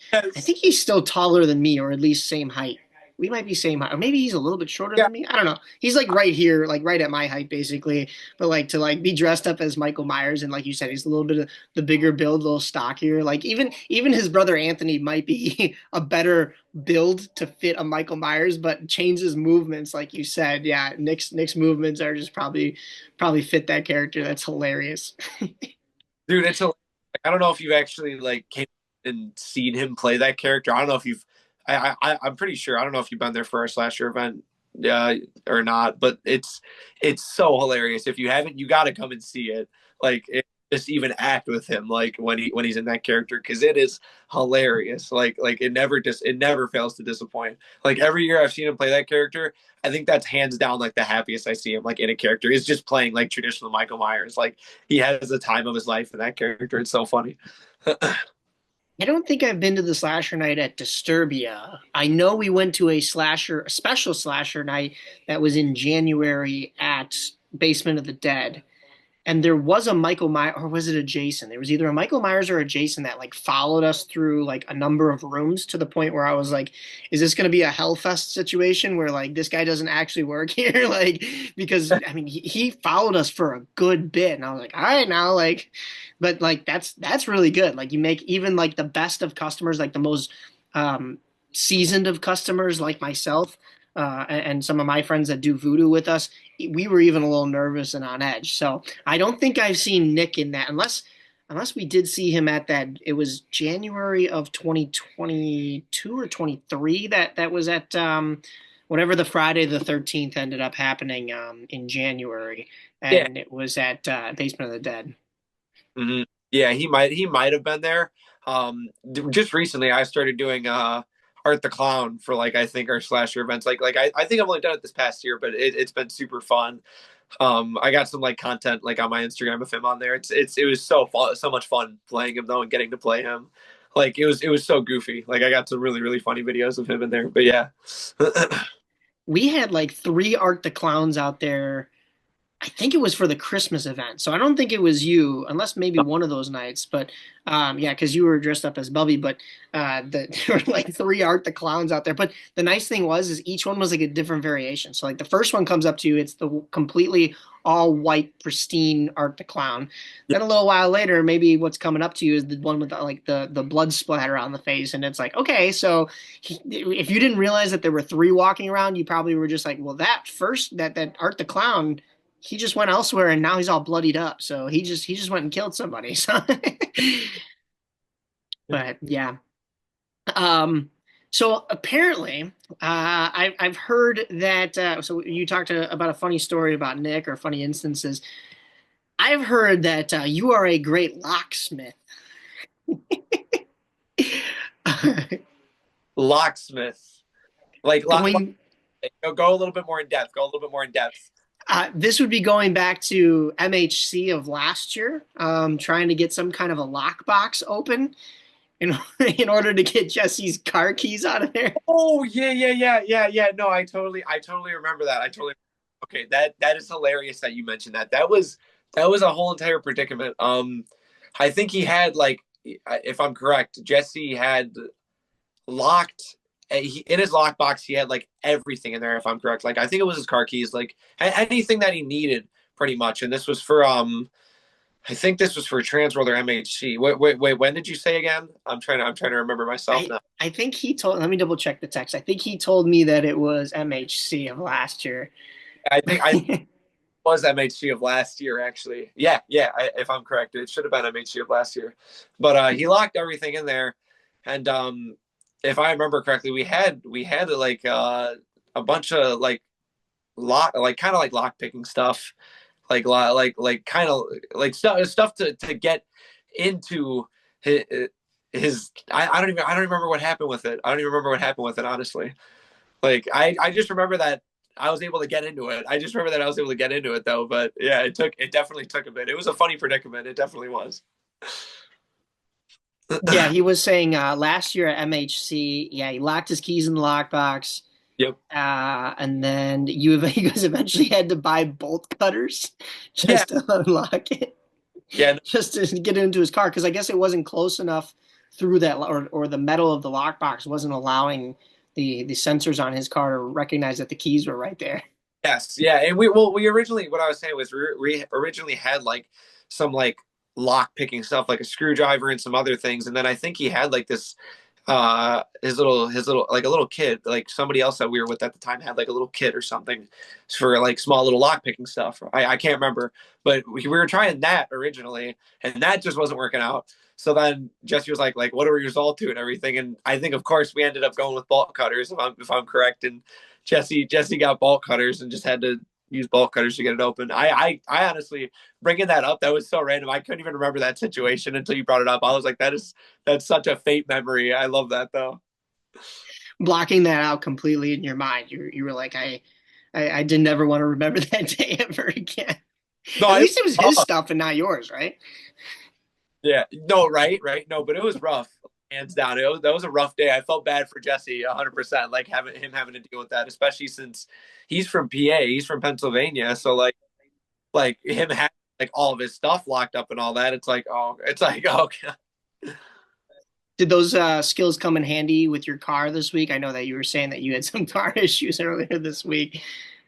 Oh no, luckily, yeah, no, luckily it was nothing to deal with anything with any car locks or anything. But yeah, I'm just having some car issues right now. It kind of sucks, but it's all right. You know, stuff happens in life. Like it's all good. But yeah, we're kind of just like out two cars, so like we're only down to like kind of one car mouse right now. So we're trying to get rid of the two cars and then get a new car, hopefully, and you know what I mean.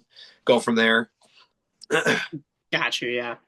I want to jump it into our next segment here, which is called the Voodoo Personalities segment, sponsored by Voodoo Ambassador, of course. But I want to get into more so some of those friendships that you've made through haunting. We mentioned Jesse and Nathan. There's so many great people in that cast at Disturbia and even Basement who are just make both of those places what they are. I know it's mostly those two guys, but like, who do you gravitate towards during haunt nights, even on the outside when you're on the line? But also, what goes into some of those twinning costumes that you've done with those guys? So Nathan would definitely be the person I have done the most twinning costumes with. Jesse, I would second that hands down. But Nathan, unfortunately, has been doing nursing for like the past couple of years. Not unfortunately, I'm super, super happy for him. Like, no doubt, 100%. But like when me and him, because he started guest acting at the same time I did at Disturbia. It was like 2020 or 2021 St. Patrick's Day. One of those years. I can't remember which year it was. But he started guest acting there at the same time. We became like super, super close, like best buddies and everything. And we were haunting together like for super, super long, like 2-3 years, I'd say about. And then he just had to go to nursing, unfortunately. Darn that guy. Like, you know what I mean? Like, it sucks, but it's all right. But I definitely would say that I gravitate like on the outside. Like if there was two people, it would definitely be Luke and Jesse, like hands down, like 100%. Whenever it came to just bouncing off of each other, especially like during season, I would say Luke, Jesse, and also Greg, Chatter, because he was acting a lot with us. So those three people I was definitely gravitating a lot towards more because we shared of all, like I would say a lot of us shared a very similar mindset when it came to character development and like making characters and all that, and like our character styles and everything. So those were definitely people I gravitated more towards because we would bounce off of each other like big time in the line when it came to just like small bit, even if it was like a small bit here and there. Like we were just all super goofy and also scary together. So it worked really, really well all together. All right, so I've seen your pictures and videos of the mosh pit slash rage pits that you've been in. How are these crazy live concerts that you're going to? Because I've been in a couple of mosh pits, but nothing as far as what I've seen you in. I'm actually surprised you bring this up because I honestly thought most of this interview was just going to be like haunt completely, like or haunt related 100%. But I go to a lot of hardcore shows for anybody who knows that music. Like kind of just like hardcore punk in a way for the most part. It's a little bit different than like your casual like metal scene, and death metal and all that kind of stuff.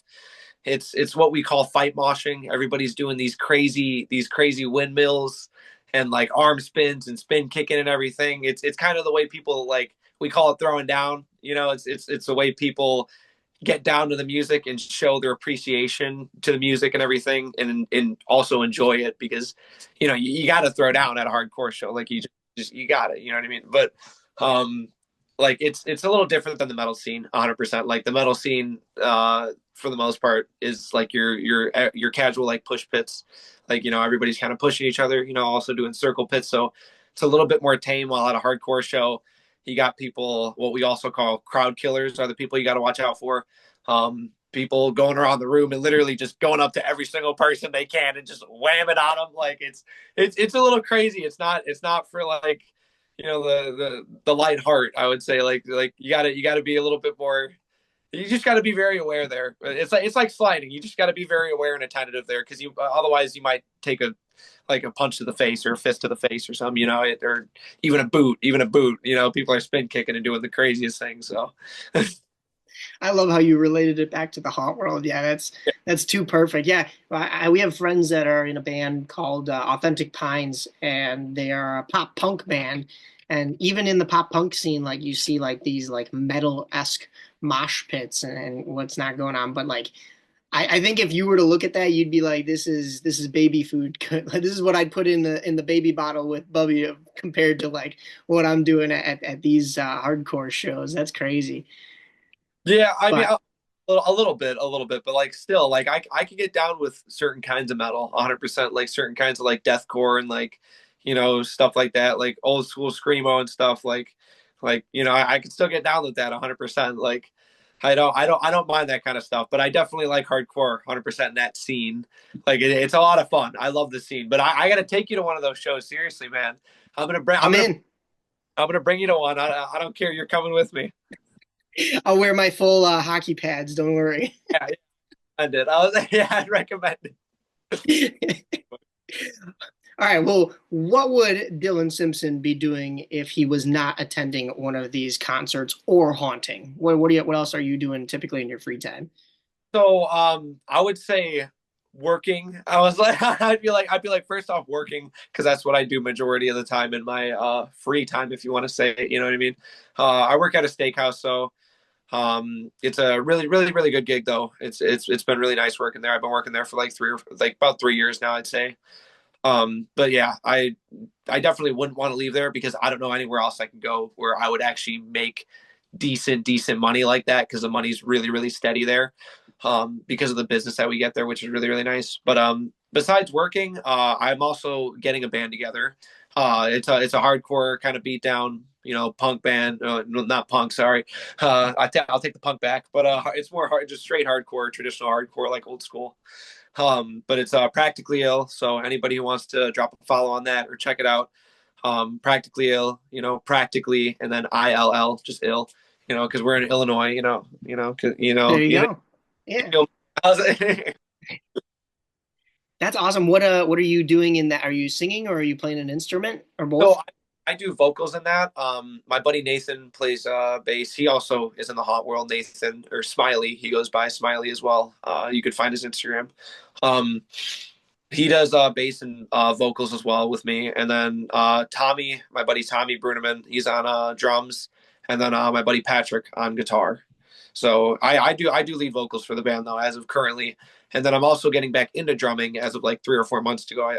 3 or 4 months ago, I started that at the beginning of the year, because I used to drum when I was a lot younger. So I'm getting back into that slowly but surely. I'm not the best by any means, but I'm starting to get there. I'm starting to get the roots of it again, really really well. So I was never super into actually playing instruments and such, but live music is wonderful. I do enjoy going to concerts and stuff like that, but it's tough to be a drummer and a lead singer at the same time, right? Like I feel like that's not super often because I mean the drums themselves are just so loud to begin with. So even if you got like the microphones and everything with the audio straightened out, like you're set on the back of the stage, so you don't really see a whole lot of drummers getting a chance to be those lead singers.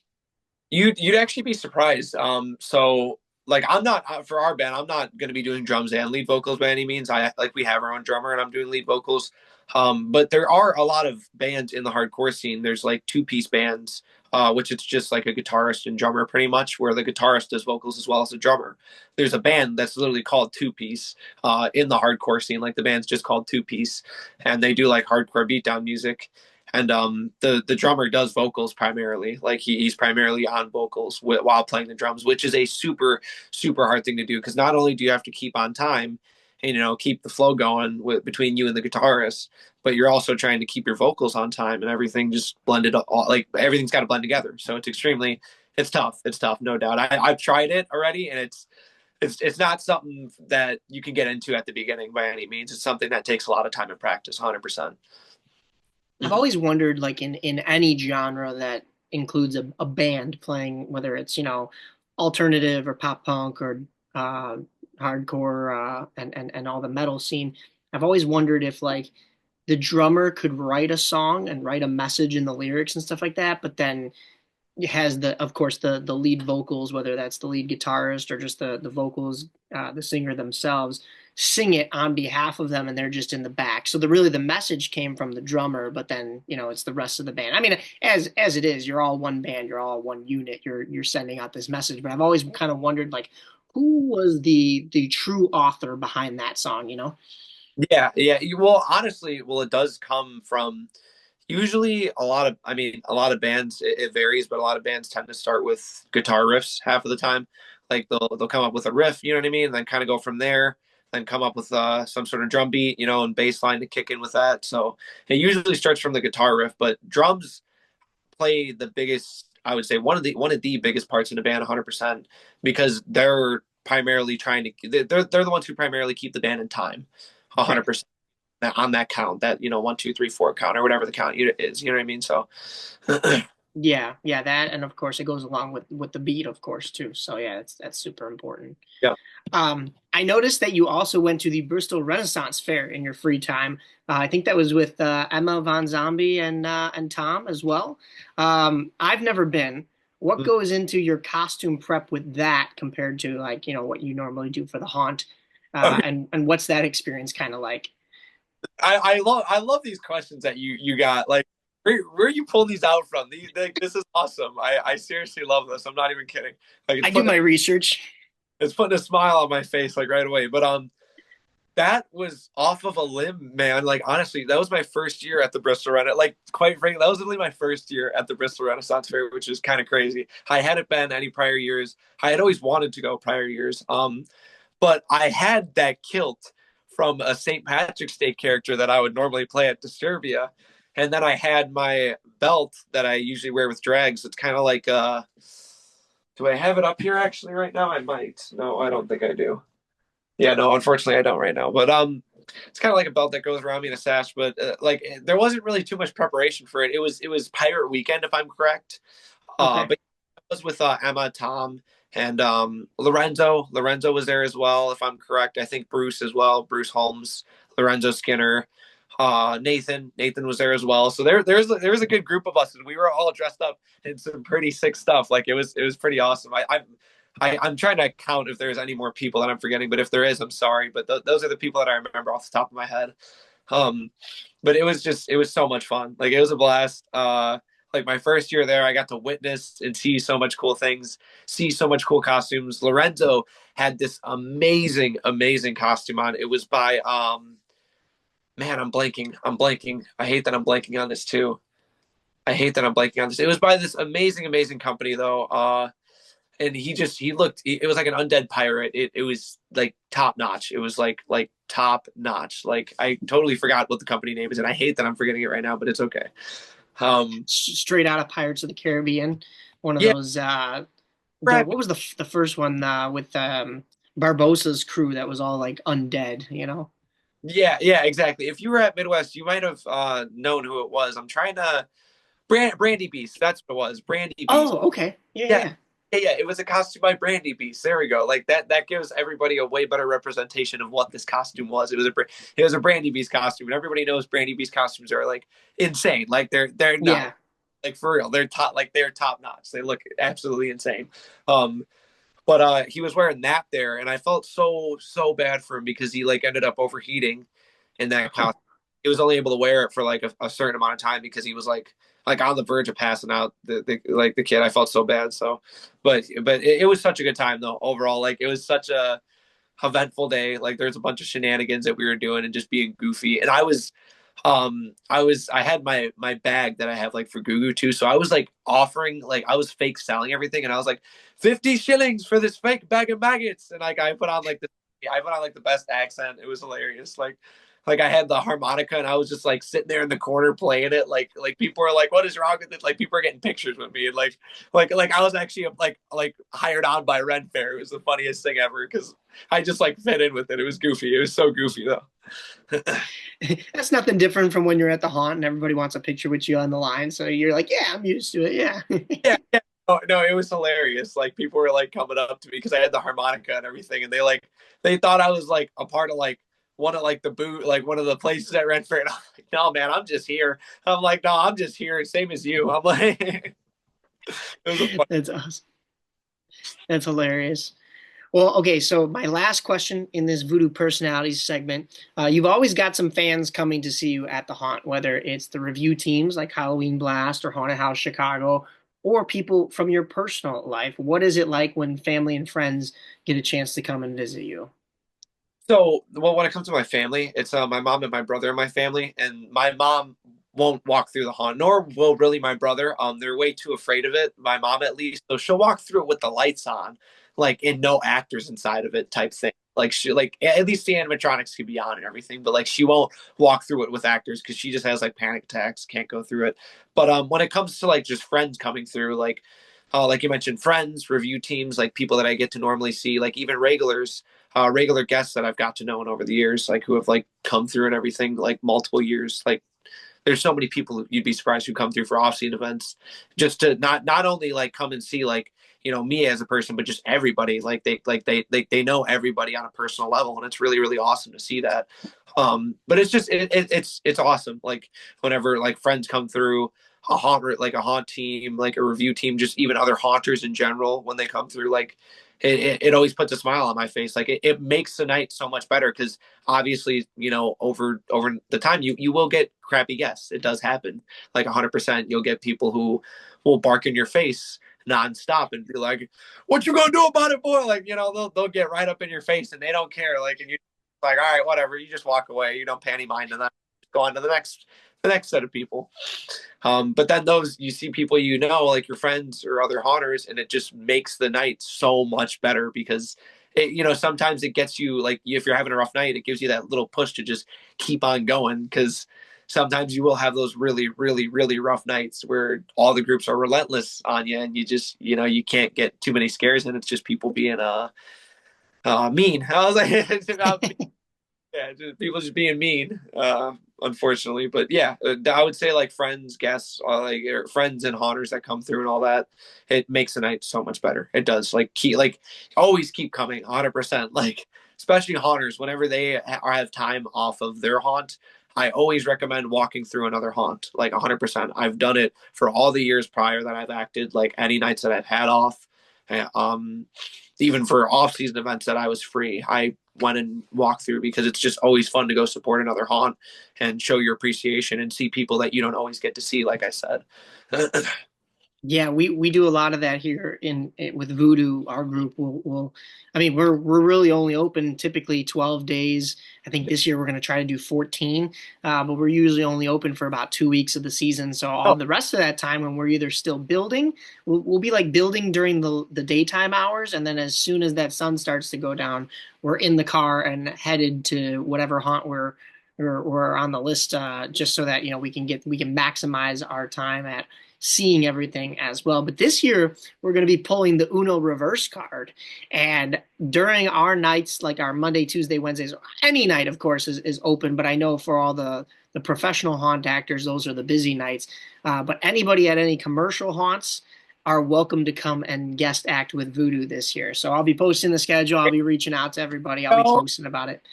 So yeah, that'll be a lot of fun. But yeah, as you mentioned, yeah, you do get. I mean, we even get them here. You get that group, and I got them when I was at Disturbia. And I don't mean to stereotype anybody, but like the demographic is those teenage boys they just want to be know-it-alls. And I think the one asked me, he was like, "Oh, how much do you bench?" And I just looked at him in the Rivets character, because it was when I was there for Halloween in the Rivets character. I forget what he asked, but like my comeback was, "Yeah, you look like you skip leg day." And then all of his friends were like, "Ooh," and I was like, "But he really does kind of look like a stork." So I mean. Yeah, there you go. But unfortunately, like you do, like you said, you do get that everywhere. Like even when I was at House of Creeps at the home haunt, like we would get that consistently. And like you said, like it isn't. I mean, not meaning to stereotype, but it is a lot of those teenage boys. Like it kind of sucks because it's kind of my generation that's just putting a bad rep on it. Like it's bad. It does. Like my generation sucks, man. What can I say? I was like, my generation sucks, man. It's a bunch of teenage boys who have no respect and are not raised properly. I'm a point, but it's okay. Everybody, like, I can account that so many other haunters would say the same thing and be like, it's people who are just like, don't care. They just don't care. And it sucks. It does 100%. But yeah, you Yeah. do. But going back to what you were just saying, I wanted to ask you real quick with the guest acting part. So anybody can kind of come and guest act because I would love to come out, man. I just want to let you know. So 100%. Yeah, we're gonna open the door to anybody and everybody from every single haunt. So yeah, I will definitely get you the details and hit you up. And we're very much like Disturbia in the sense that we are like a hodgepodge of everything. So no matter what you come as, whether it's drags or any of the other characters, you're gonna look like you came from the show. We'll fit you in somehow. And then usually we're like on those weeknights. Because we're a home haunt, we're like 7 to 9. We don't go too much later to not disrupt the neighbors. So, we'll always, I don't know, maybe go out to eat after or whatever, or celebrate or whatever. So yeah, everybody's welcome. We're just trying to get as much of the community out by us, whether they want to walk through it or even just jump in and guest act with us. Either way, I'm super excited to open the doors and get everybody in here. And a lot of it has been through this podcast or through guest acting and MHC Trans World. So all the people that we've met, I mean, might as well just say, hey, come on by. That would be awesome. Definitely. Like maybe there's a weekend that we can do where me and Chains could like even come out. That would be awesome. Like just like both of us, like for a weekend, that would be super awesome. And anybody else who's coming out, that'd be sweet. I also saw that I think you did an interview with it was Alex Wode and Tyler I was gonna say yeah that awesome. Yeah, no, that was seriously awesome. I saw that interview and everything and how that went and all that. That'd be awesome if you could even have them come out for a weekend too. That'd be awesome. Just bring a bunch of people on, even if it's one weekend or separate weekends. That would be super super awesome. Just like have some people come out and everything, and we could all get some food after and all that, and be able to just talk about haunt stuff. That'd be sweet. Yeah. Yeah, I'm so looking forward to that. If it's a weekend, yeah, sure, but I don't want to steal anybody from their main haunts. I don't want the Senecers or the LaFlamboys coming after me for stealing their actors. But during the week works too. I mean, for here at Voodoo, we're probably gonna do like a gauntlet of like once it like hits the second half of October, it's gonna be like 14 days in a row, and we do pretty well on our Monday, Tuesday, Wednesday nights, even with it being weeknights, because I feel like there's a lot of people that think there's a lot of community people in Schaumburg that probably think it'll be less scary during the week. And it's like, it's just not the case. Like last year we did a bloodbath night. And of course we did give people still the option. Like, do you want to be doused with blood? Like that is the promo tonight.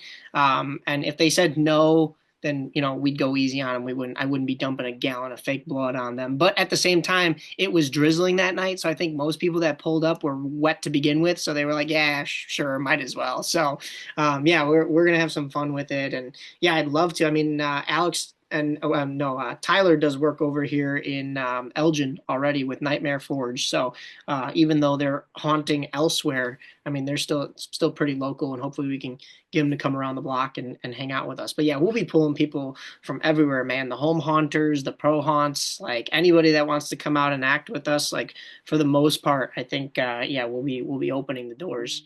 So I'm excited for that for sure. Yeah, It'll be no, our one final year at Vassar. I know I say that all the time, but like it finally has to be like the last year here at the house until we either get a facility ourselves or just figure something out, you know?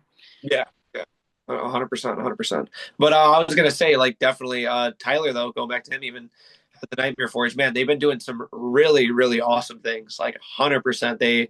I like that they're becoming all around company, and like that's kind of like their ultimate goal, and it's gonna provide, I think, really, really good outlet for haunters, like especially like just for people to pick up things like just basic necessities, because I know that they have like electrical stuff, wood stuff, like just they're all around. So it's gonna definitely be awesome once like everything is 100% like fully like up and running. Because I from what I know, I think that they're still like getting everything fully in production. But even like from what I've seen at Transworld and Midwest and all that, it's like it's insane already what they've done. It's like it's awesome.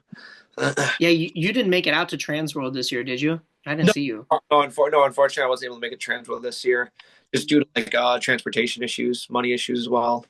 Just because the car stuff happened, that was kind of the biggest thing, the reason I couldn't make it. So I just got a bunch of other stuff going on in life, but I will be making it to Midwest 100% this year. I will be at Midwest. So Heck yeah. yeah, Yeah, no, at Transworld though, the Nightmare Forge booth was incredible. I think they did release the little mini movie that they made, that little short film that you mentioned. Andrew Martingello, he was in it, as well as Danny Panic, and they did some great acting in that. But the booth itself, when you go into the little movie theater that they built, it was like a 4D movie. So it was putting together their acting skills from and filming skills from making the movie and directing as well. I mean, every facet in making a movie combined with every skill and technique that they use when they build things at Nightmare Forge in and of itself. So it was very cool. Tyler kind of showed me the inner workings of it, and I was like, man, like you can definitely do something with this, and not just sell it to other haunts, which I think is the majority of what Nightmare Forge has been doing, is making things for haunts and stuff like that, which is great, and it makes them money, and it keeps them afloat, and it keeps them alive in this haunt industry, which is what we want. But hey, you never know. Maybe they turn around and start creating their own haunted house or their own haunt, at least a small thing. I know that Tyler was even saying that he's going to be hopefully going to be doing some work with Nightmare on Chicago Street, which is always held in Elgin. I work with WRMN now, the radio station, and they're always broadcasting there. So hopefully I'll see Tyler there this year, and they might be doing something with that little pop-up haunted house that they do. It's just a small thing because this is more of like a street-wide party event rather than a haunt. But hey, to have that kind of haunt world skill on display would be super cool. Yep. No doubt, no doubt. And I was gonna say, going back to that though, with the team they have, if they even open a haunt, man, that would be an awesome thing. I'm not gonna lie, like that's what I mean with like the team that they have on there. Like, hey, if they're listening here and this, you guys should open a haunt. That's all. I'm like, you guys should open a haunt too. I was like, there's a lot of stuff that comes into play with that 100%. But like you were saying though, that would be seriously awesome if that did happen in the future. That'd be awesome though, no doubt. I think every major haunt in the area would be hurting then, because with the connections that Tyler and Alex both have, like everybody would want to come from their haunt to come and help them. And Yeah. next thing you know, it's just a monopoly for Nightmare Forge. um, Cody and I saw you, Slider Jesus. Cody and I saw you at Halfway to Halloween last year at Old Joliet, and he was talking about how talented you were. I know as a slider, we kind of all look up to Slider Jesus. Have you had the chance to kind of bounce ideas off of him and talk with him a bunch throughout the years? Yes, yeah, actually, Cody's I'm pretty close to Cody actually. He's a really, really, really amazing guy. Definitely 100%. The last time I actually got to talk with him was quite a while ago. I feel like just bouncing at least ideas off of each other. But other than that, yeah, like in prior times, I definitely did. Like he came and guest acted at Disturbia like once in a blue moon a while ago. And that was like the first time I got to meet him, which I was like freaking out. This is young Dylan at the time, like seeing this huge guy at our haunt. And I'm like, oh my God, it's Slider Jesus. I'm like fangirling everything like a little kid. It was funny. I was like 16 or something at the time. I was young. So, but no doubt, I've definitely gotten to talk with him a bit here and there. The gear that he makes is insane. Like it's definitely unlike anybody else's when it comes to how he does his clackers and everything. I don't want to give out his secrets or anything because, like, once again, I don't know which it's not necessarily secrets. I'm sure if you asked him like straightforward, he would probably tell you 100%. But he has some really cool tricks up his sleeve, especially when it comes to the sandpaper that he has like all over his character, so that he's able to utilize his flint in various different ways. Like it's insane. It makes for such cool aspects. Like the fact that like what he did with his character is just super original, and that's the reason I definitely looked up to him. Like for the longest, I've looked up to him 100%, and just his character is insane. His character is insane. That's all I gotta say. His character is absolutely nuts, 100%. Like The first time that we saw sandpaper done with flint rods and we started incorporating it here at Voodoo was at Midnight Terror. And we saw, I don't know who it was, but they were up on stilts and they just dragged their hand across a concrete wall. And my buddy Mark and I are looking at each other like, how the heck did he just spark on a concrete wall? And then we looked a little bit closer and there was black sandpaper on a black wall because it was kind of hidden. But we started incorporating that into our characters. We didn't have any slide gear at the time, but we had the flint rods. So we started incorporating that with our characters. And then on the walls of Voodoo or on the fence posts when you're waiting in line and stuff like that. However, as soon as I saw Slider Jesus and I was like, oh my God, he's got it on him. Like that's next level. That's intense. That is really cool. But yeah, like you said, I've asked him a couple of times, I'm like, how do you do this? And then like there was a couple of nights that I was guest acting at Hell's Gate, and he was like, "Oh yeah," he's like, "This is what it is," and I was like, "Oh, okay, all right." So that was very cool. But yeah, no, he is very talented, and it's always nice to be able to talk with him. You mentioned being like a fanboy over him. It was actually Sneak from the Nightmare Haunted House out in Manuka. We were doing the Silent Night event over at Horror on Highland, and I think he was like fanboying so hard. He was like, "When is Slider Jesus getting here? When is he getting here? I was like, "Relax, like take a deep breath." I think the only reason I never really fanboyed was because like I had him on the podcast, and then I mean, we just talked like you and I are here, so it was like, yeah, he's just a yeah, guy, he's just a normal guy. But then yeah, you do see him out in the field doing his job, and you're like, damn, he's good. doubt. Like his pop ups are insane, and the amount of flint that he has all around his character, and the amount that he sparks is insane. So it definitely like even if you don't hear the guy or see him, like you'll see him coming. You will see him Yeah, coming flint 100%. But like going back to what you were saying, like you could even just like once again at your home on like you were saying, like you incorporate the sandpaper on the walls and everything. You don't even need to do necessarily what he does when it comes to incorporating it with a glove. You could just take a flint rod and wear a cloth glove if you want to and just scrape it against the sandpaper and it'll still make for a pretty good effect because like I mean obviously as long as you're doing it in the right direction, not shooting it to somebody's eye, you'll be fine. But yeah. the funny thing too is the same walls that we use for Voodoo are the same walls that I use for the when I build my ice rink.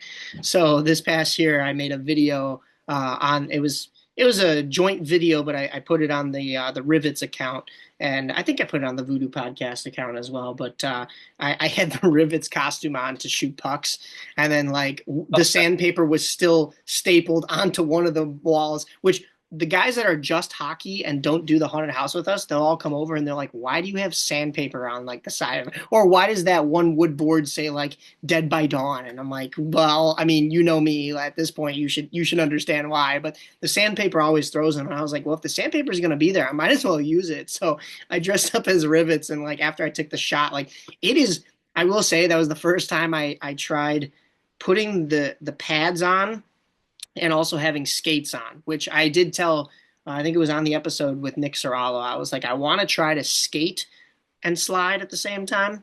Yeah. So I'm gonna see. I don't exactly have an old pair of rollerblades here, so I'd have to like wait till I get my next ones. I don't want to ruin the ones I currently use to still play hockey, but yeah, I'd like to try that. But on the ice, it was a little bit. It was cool because like you could drop down. It was like falling down in hockey, where like then you're on your knee pads or your shin pads as it is. But with the slider knee pads, it was like I was having a ball out there. But I'm like, I also don't really know how to stop. So, should probably just think hockey brain. Another thing too is like it was hard to hold the stick with the clacker gloves and the pucks on the palms, which I devised a system where I can pull the puck off now. Like I have it like strapped on and it works. So like I could take it off so that my palm is able to like grip stuff. Yeah, But yeah. even then, like it's clanky and like you're trying to do the stick, and then the move I was trying to do, I was trying to put the stick between my legs and pick the puck up. Well, the pads on your knees are so big that I didn't have the normal room that I do. Like they're even bigger than hockey shin pads. So like usually I'm able to do it in hockey, but like even this, I was like I can't do it. So yeah, it was tough. Yeah, I was gonna say actually going back to the hockey thing, you seem super talented at it. By the way, I've seen that video of you dressed up. Dude, I don't know how you do some of those shots and like what you do. I get because I trust me, I can never, I can never. Going back to the rollerblade thing with trying it with pads, I've already tried that actually. It's a bit sketchy. Reason I would say not to necessarily do it is number one, you can't really pop up and like the pop up, like you said, there's kind of no room for stopping other than widening your feet and having your wheels kind of just scrape like how you would do like a classic hockey stop in a way. Yeah. And then number two is like it's just not like very practical because whenever if you go too low with the blades, you start to just scrape the front of your boot. Because I don't play like hockey or anything, but I rollerblade like nonstop. Like I actually have a rollerblading character that I do during the summer event. I don't know if you've seen him. His name's just it's just fast. His name's just fast. I wear like some crazy trip New York City looking pants if you know what those are, and then I wear just some rollerblades and like a taxi cap kind of like a taxi cap like old school Irish, like a flat cap. And then I'm just skating around everywhere, making like funny jokes and everything. And I'm like, I bet you I'll beat you in roller derby, like all this, like the most random stuff. It's so funny. I'm just saying the most random things. But yeah, Yeah, I think I honestly I want to say now that I know that it's you. I think that was where I kind of drew inspiration, and I probably went to the Summer Screams event and saw somebody on rollerblades and was like, I want to do that. But yeah, you're not wrong. That those are all the things that I have thought of, and I'm like, yeah, like it just wouldn't until I devise a safer and safer for myself and the customer and of course fellow actors. Until I can devise a safer way to do that, I'm gonna keep that one just in the think tank. But yeah, it's funny you mentioned roller derby because we just had on the January episode Carly Craig, who is Ghoulie over at Hell's Gate, and she used to actually be in roller derby. So I wonder if Hell's Gate doesn't really have the room for it over there, but I wonder if she was to guest act elsewhere, if she'd maybe bust out a roller derby-esque character, you know? yeah. That I was gonna say that'd be sick if she like I was gonna say if she ever came to guest act with us at Disturbia, we could both break out those characters, and that'd be awesome to just do like a little like a duo thing. That'd be awesome. That'd be sweet. Yeah, because I've heard that like she is insane on I think I don't know if she does rollerblades or quads though. Is it quads? Do you know? She does, yeah, it's the roller skate. So she's not on an inline track, but she does, although for roller, well, yeah, no, for roller derby, I believe it's the same. I don't think you have the inlines for roller derby as well. Quads, yeah, So, definitely. I think it's quads, but yeah, no, that would seriously be awesome though. And it's funny because we have that little Jeep if you know at Disturbia. We have like a little Jeep that goes like 20-25 miles an hour, maybe a little bit quicker. And we just drive it in and out of the parking lot through the line, like kind of all over the place, or at least to the point where we can without David and Sarah being like, "Hey, bring it in! You guys are going too far." And it's so funny whenever we do that. It's hilarious. It's like, oh no, we're getting yelled at by mom and dad. It's like it's so funny. It's so funny. But whatchamacallit? When I would do that character during the summer event, I would hang on to the back of that in the rollerblades, and we were gunning it like we would go like 20-25 miles an hour through the parking lot, like down the straight line. And I'm flying on the back of the thing, making sure that if I hit a rock, man, I'm gonna just eat it. I'm gonna just go down hard. Like I know I'm gonna, but it's so much fun. It's so much fun, and people are like freaking out. Like the cars that are pulling up and everything and parking up. They're like, dude, that guy just went flying past on his rollerblades, like hanging on the back. And then we have somebody who had a beer cooler. It was Tom who had a beer cooler cart, and I would hitch on the back of that, like kind of like snow, like I don't know how to put it, like we had a rope attached to it though, and I would like have to like almost like kind of like snowboard style in a way. I don't even know how to Oh, you know what I mean? Yeah, I don't know how to put it, but like I would hold on to the rope like all the way back. And like I'm like pretty far back with this rope, and we're still flying like 25 miles an hour, and I'm like bobbing left and right. So when he like the rope goes, I'm farther out, so the rope's leading with it. Like it was crazy. It was crazy though. yeah, like those the snowboarding videos that you've seen of like people that are in Chicago that are snowboarding on the streets while their buddy drives the car and they're just off the back, or like Yeah, water skiing, or yeah, that kind of stuff. yeah, that's Yeah. yep. That's awesome. That's amazing. Well, one final one for you here. I know that like you said, you've kind of stepped away from haunting during these past couple of months, but have you given any thought to drags for this next year and what you maybe want to improve upon, whether that is the costume, scare technique, or even something else coming up for the events that you'll be at? So I have 100%. I do have some ideas for him this upcoming season. I definitely want to add probably a little bit more accessories to him because he is going to be the character that I'm primarily going to be doing. I would say this season, probably him, and then Gugu on maybe some warmer Halloween days, and then Bubby on the colder nights. I also have a character named Billy that I just recently introduced. He's like a demented schoolboy kind of character. I didn't bring him upstairs to show you guys, but he's really cool. You can check him out on my Instagram page. He but I want to add accessories to drags, definitely 100%. Like accessories being just like trinkets hanging off them. You know what I mean? I could always add more because he doesn't have too many right now because I've kind of lost some over the season because some pieces have just gone like flying everywhere from doing whatever, like doing some crazy stuff outside in the outside line. Um, but at this point, I need to definitely pick up some more accessories for him, and then I would like to get some more props for him because I have gas cans, as you know, multiple different ones. I have a military grade one that Gidget actually from our haunt, Bill Gidget from our haunt. Yeah, he goes by Gidget at our haunt. Definitely check his stuff out. He's awesome as well. But he gave me like this military grade gas can. It was like as a present. It was amazing though, and it's like huge, and I still get to use that thing, and I love it. But it's slowly but surely becoming dented and more like more and more and more. So I'm gonna pick up some props probably at Midwest. Um, Either at Midwest or I also go to a lot of like farm and fleet markets or if you know Volo, actually Volo Auto Museum, they have see here's my issue. I'm putting out where I go for my stuff and now watch every single haunter's gonna flock over there and take everything. I go to Volo Auto Museum though. There's a antique store there that's like 5 stories.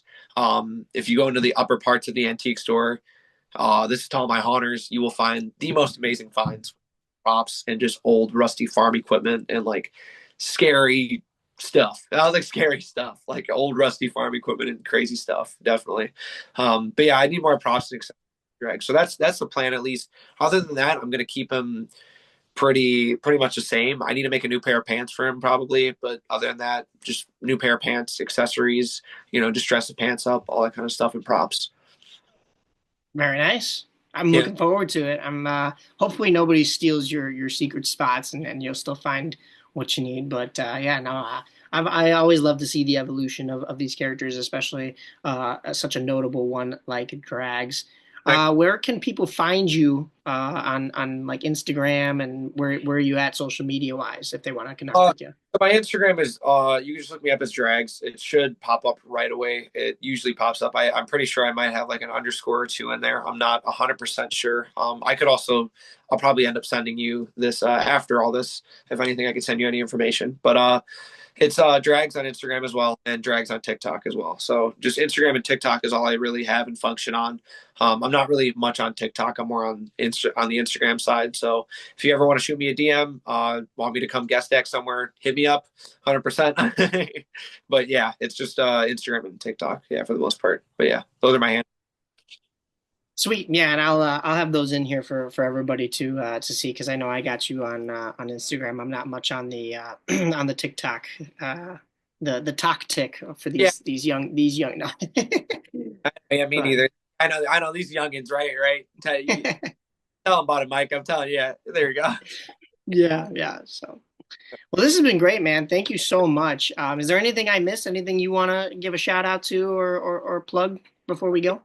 Not necessarily like any shout outs. I kind of already did the shout outs I needed to, like Chains, Nathan, all the people, Luke, shout out Luke as well too with his amazing makeup that he does at Disturbia. I wanted to shout him out. Rachel as well. I'm trying to think who else. Yeah, no, I think that clarifies about everybody. Oh, Birdie as well. Birdie and Randy, love them. They're the makeup artists from Basement. They come and do makeup at Disturbia as well. They're two amazing people. But other than that, no, I think we covered everything. I love the questions you had for me. I just wanted to say that at the very. I love the questions that you had. They put smiles like on my faces right away. So thank you again, seriously, for having me though, Mike. I appreciate it. Absolutely. Thank you for coming on, and we will see you out at Disturbia, and we will talk to you. We'll see you at MHC before that, but we will, Yeah, of course, talk to you very soon. yeah, we got to get the Gabagool, right? We're gonna get They got Magoo. What do you want? They didn't finish my chicken palm from the other night, so you know. yeah, the meat that I almost choked on and died last week. You know what I mean? Yeah, the frozen dude. When you gave me that, the frozen meatball sub. Sorry, I got to put that at the end. That was crazy. That was wild. It was like frozen, man. I bit into it. I swallowed that thing. You're a wild man. You are a wild man. For the podcast listeners who have no clue what's going on, last episode we had Alex and Tyler on, and Sharky was saying that she was headed over to Disturbia for the night, and she was mentioning how she's Italian, and I was like, oh, so you're gonna hate me tonight because I'm also Italian, and so is my character tonight. So yeah, I had chicken parm the one night walking around with that, and then I had a meatball sub the other night, and every customer, but even the actors that we were working with, because even the people who had done my makeup, like Birdie and stuff like that, they were like, "Where did you get that?" And I was like, "Yeah, I just had it with me." No, I swear, excuse my language, guys, but like I swear Mike just pulled it out of his ass. It came out of nowhere. It just appeared. It just appeared like straight up. Like he was in the line and he came up to me randomly and he's like, "Hey, take a bite out of this." And I had to break character for a second. I'm like, what the hell is it? And he's meatball sub, just take a bite out of it. And it's frozen, dude. I'm like, what, dude? It was wild. It was wild.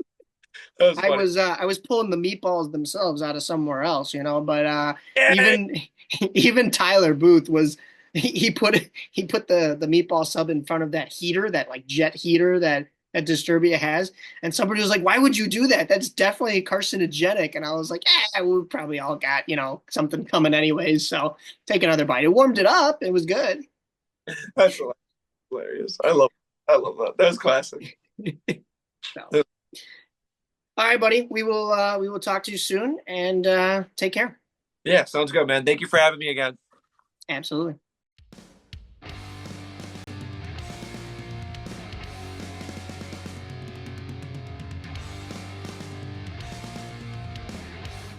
All right, before I let you go for March, I have one final announcement that is super, super important. You'll see with me are two recurring guests, but they were not on when we had video on this podcast. So please welcome back to the podcast Julia Treni, Voodoo on Vassar's very own, and Hell's Gate's very own Caleb Wimbush. They are both a part of the Triton Troupers Circus, as we've talked about. I think more so with Caleb. I don't know if we've touched upon it too much with Julia, but they have 4 very important shows coming up, or is it 5 this year? It's 5. All right. I will let the man himself take it away. Caleb, let us know when these shows are and what you guys got going on.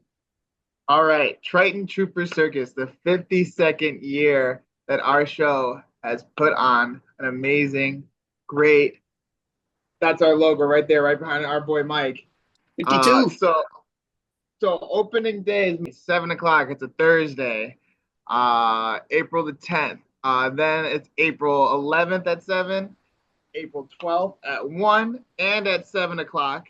And then we have our additional new show to the roster, Sunday matinee show at 1 o'clock. Correct, Julia? Yes, that is. We we have been selling out the last couple of years, so by popular demand, we had to add a fifth show. But luckily, it is a matinee, which I think a lot of our patrons enjoy the matinee shows a lot more than having to come deal with the traffic after work and whatnot. But yeah, that's when a lot of shows come too. The Sunday show is inevitable. It was going to happen the way that the troopers have been working and advertising ourselves and getting the word out there. Hey, this is as easy as getting a ticket to a circus is.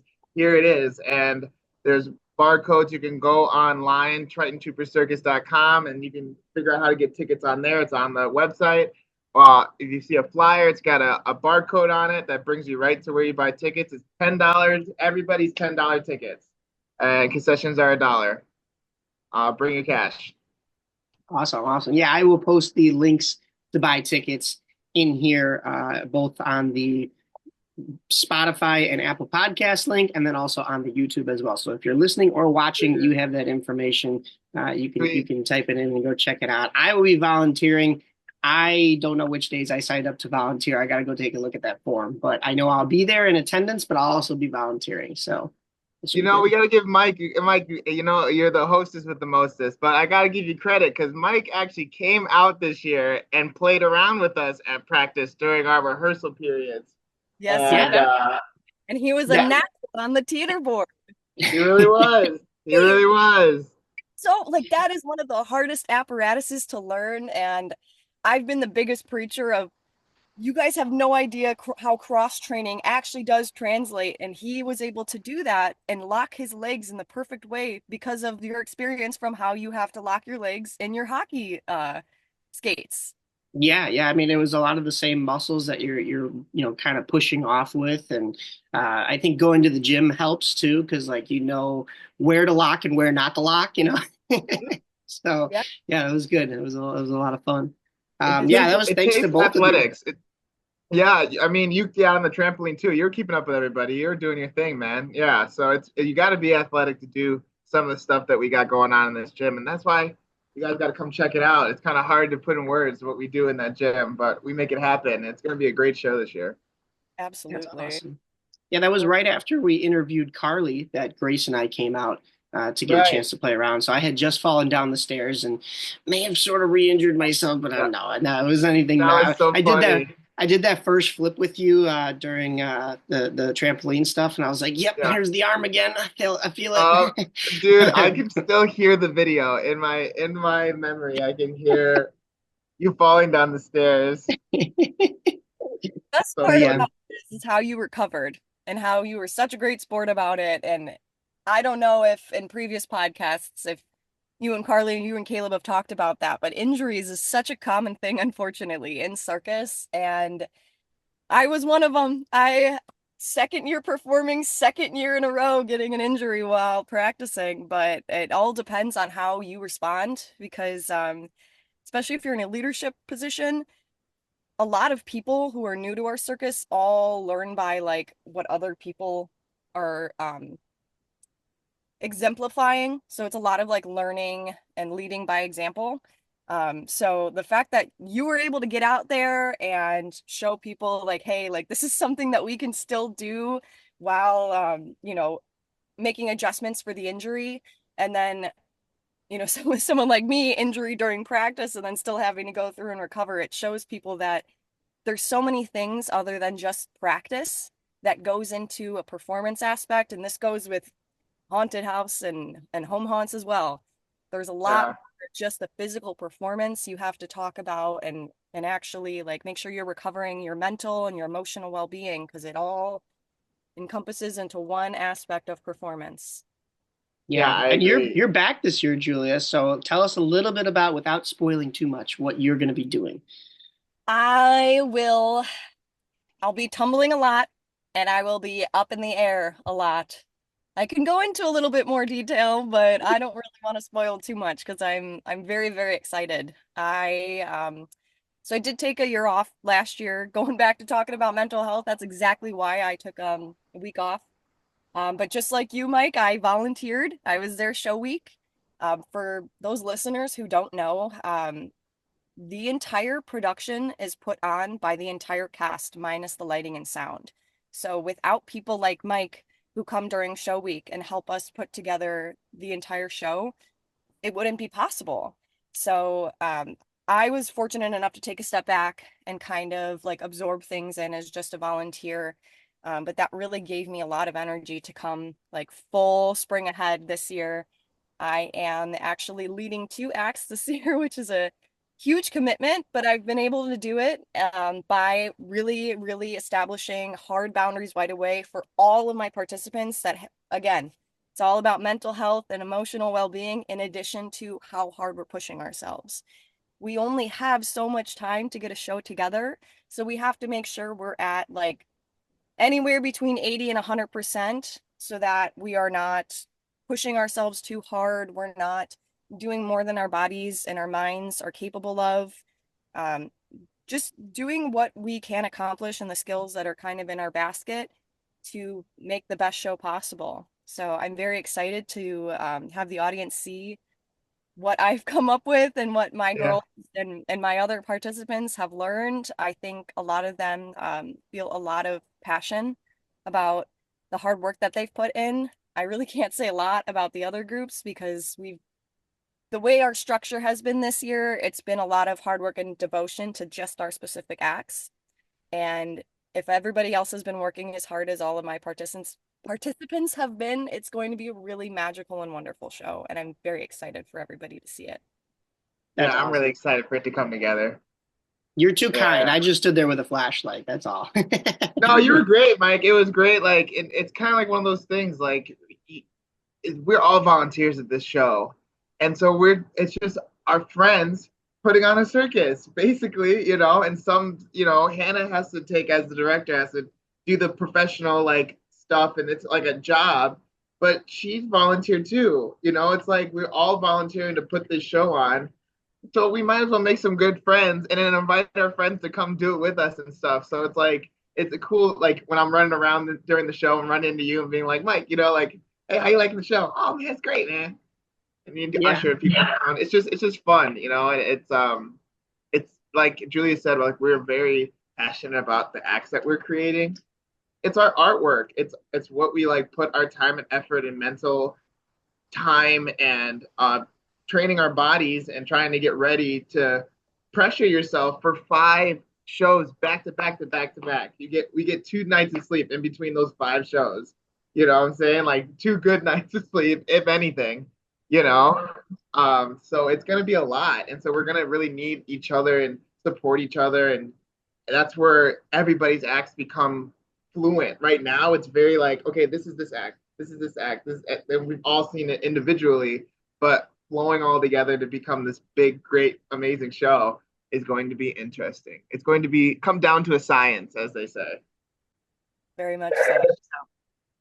Yeah. I'm excited to be back this year and see what you guys have in store. I wore the 50th anniversary shirt, same as Caleb, just because I fit like the gold fit the Vegas theme a little bit better. But 51 was aliens, and it's March, so green. So I threw the green horns on. So we're kind of encompassing everything leading up to this number 52. I was kind of hoping that we would have Carly here, although she's tied up with some other priorities, because I wanted to hear, I think she's a little bit more connected with the haunt world during the off season. I wanted to see who from the haunt world is coming. Caleb, do you know of anybody that's going to make it out for, I don't know, Hell's Gate or anywhere else? Meaning, I'm sorry, guess I confused what you asked. Are you asking who's going to make it out from Hell's Gate to the show? Yeah. Or be participating in the show. I know there's a number of you that are crossover from the haunt world. There is a couple, but Carly's one of those main ones. She's the first person I was like, hey, I do this circus, and she came and she rocked it, and we've been putting, like I said, I invited my friend and now we do this circus together, and so that's what makes it like so awesome to me. But like Derek, who runs Hell's Gate, basically, is grounds and everything, takes care of the whole place, and he takes care of our show too. He's backstage management, and so he takes care of how props move and where they go and things like that. And he also is flying around a little bit too, so it's really cool. And he's obviously inviting his friends too. So, and he knows a lot of those, all kinds of haunt people and stuff like that. So I have no idea, it's kind of uncontrollable at this point. I remember there's years when I was begging people to come, like, come on, my friends, I want you guys all to come and fill up a bleacher, and like everybody and now it's like, I don't want to invite, too many people because they might not get in. It's like, Yeah, it's that's true. where it's like, if they show up, I'll be surprised to see them and I'll give them a show. I'm ready for anybody. It's a good problem to have, though, and it's a reminder to get your tickets early because you don't want to be stuck at the front door when a show sells out and have to. I mean, there are 5 different shows, so if you were at a matinee, like you could always wait till the evening one, but if you made the trek out, you might as well get in when you wanted to. So jump on that early, guys. Yeah. Yeah, yeah, I agree. It's that's why we've had to make it so you can buy them ahead of time and not at the door. Because that's when I first joined, that was cash only at the door, $6 a ticket. Like it was like, and it was in, like I said, times were different. Our advertisement was literally a flyer. Like you had to like look at the flyer and read it to like know that it was even happening. Now it's so big, it's kind of crazy. It's overwhelming, and we have a lot of new performers this year who a lot of them have never performed before. And at this capacity of show, we are an amateur circus, but we put on this professional looking show. It's kind of it's just it's everybody should want to come. It's great. It was kind of like a secret before, and now it's like everybody. It's great. I can go on and on. I love this show. I know. That's I remember awesome. I used to say all the time that we are like Chicagoland suburbs' best kept secret. Like people Yeah, I would be like, I went to Triton College and I had no idea there was a circus, even though we're technically yeah. a continuing education, like actual class associated with the college. But Caleb's right. It really is the social media aspect has really helped us grow so much, and not Mm. just in terms of audience members, but participants as well. We have actually a large number of performers this year that have never seen the show despite us existing for 52 years. So it's Yeah. incredible that like it just by word of mouth as well. The circus community is incredibly niche, and especially like as you get into the smaller towns and cities, it gets even more unheard of. But the way that the Chicagoland like circus group in general has just exploded after COVID because people they needed something new. We were stuck in our homes for so long, not doing anything, and for me personally, that's when I started my circus journey. I grew up, I was one of those patrons watching the show for years and years and years and years and years, coming to watch family members perform in this show. I was one of those little kids in the audience saying, I want to do that. That looks so cool. I can't wait to do that. So after COVID, I thought, okay, what's something that I can do? And I'm sure so is everybody else who joined the circus community that time afterwards. And um, right now, not to get a little bit dark, but there's a lot of uncertainty in the world right now. So I've been preaching to everybody that community means more than anything. And Caleb mentioned, yes, we are an amateur circus. That's 100% true. But I'd add to that that we are a community circus. There was actually this wonderful, scary, but wonderful moment that happened at our last practice. We were getting really close Oh, to yeah. so we had 2 sides of the gym. We had one of our aerial apparatuses up high with 2 performers, and on the other side of the gym we had another. It's an aerial apparatus, but it's one that looks different. I don't really want to spoil it for anybody who's going to see the show, but it involves stacking and climbing. We People had are really high up in lines, very high and up. so they're dangerously high. Yes. We were all practicing. All of a sudden, power goes out in the entire building. Everybody kind of went, whoa, for 2 seconds, but it was this beautiful moment where everybody came together. All of a sudden, everybody put their flashlights on. It was just, everybody knew what to do. And it was just so beautiful. We all helped everybody come down safely. Nobody panicked. Nobody was injured. And we all ended up having this amazing impromptu bonding experience that got all of us together and kind of like just reestablished the reason why we do what we do. Like it's Yeah. things like this that It was just a cool moment. It was a really, really cool moment. And, you know, the lights never came back on. So we had to put away the circus in the dark. So it was it was really just, and everybody was just like, it gave me hope just for the newbies mixing with the people that know what's going on, people that have never seen the show. They're just going to know what to do. It's just good instinct. And I think that's kind of the part of the magic of it all is that we're all strangers. In the end, we're all different people. And we all were just like, oh, snap. Like, there are people in the sky. Like, lights up, you know? Yeah, it was cool. I saw a lot of that from your story. And I was like, oh my goodness, that's crazy that even happened. So good on you guys for being able to do that. Because like you said, like if it comes down to actual show night and something goes awry and you have to fix it on the fly, that's what you got to do. The show's got to go on. So I wanted to address the elephant in the room is that Julia does not live in a car. She's just cat sitting right now. So you saw the cat if you're watching a little while ago. There's two of them. Aw, look at that guy. the girly. I wish I had a cat. Aw. Aww. So, they are not performing circus cats. yeah, they're not going to be in the show. We don't have animals in the show. Well, yeah, that's true. Just people. Real live animals in this show. Yeah, don't want to spoil anything, but interesting. It will get wild, let's just say.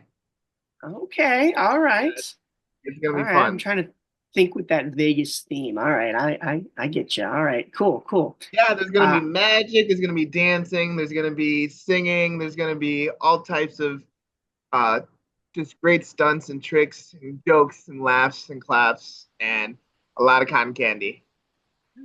All right, you sold me. I'm in. Dude, do you know what nights you're gonna be out there? I think we're coming through on Thursday. I don't know if that's just to view, and then I signed up for 2 days. One of them might have been Thursday. I might be volunteering Thursday, which is fine. Everybody's going to be there anyways. And then one of the other days, my weekend's a little bit hectic with broadcasting that weekend, but I'm gonna make it out to at least 2 more shows, so that should be good. And then we'll get to see. I don't think I'll be there on the Sunday. To close it out with you guys. That's all right. We'll have it handled by then. Thursday is a great day. I would say that Thursday would be a great day to like volunteer because it's gonna be kind of crazy that first day, you know. Yeah. I did the Thursday last year with you guys, and that was a lot of fun though. That was good. Yeah. Yeah. Thanks for volunteering and helping out, Mike.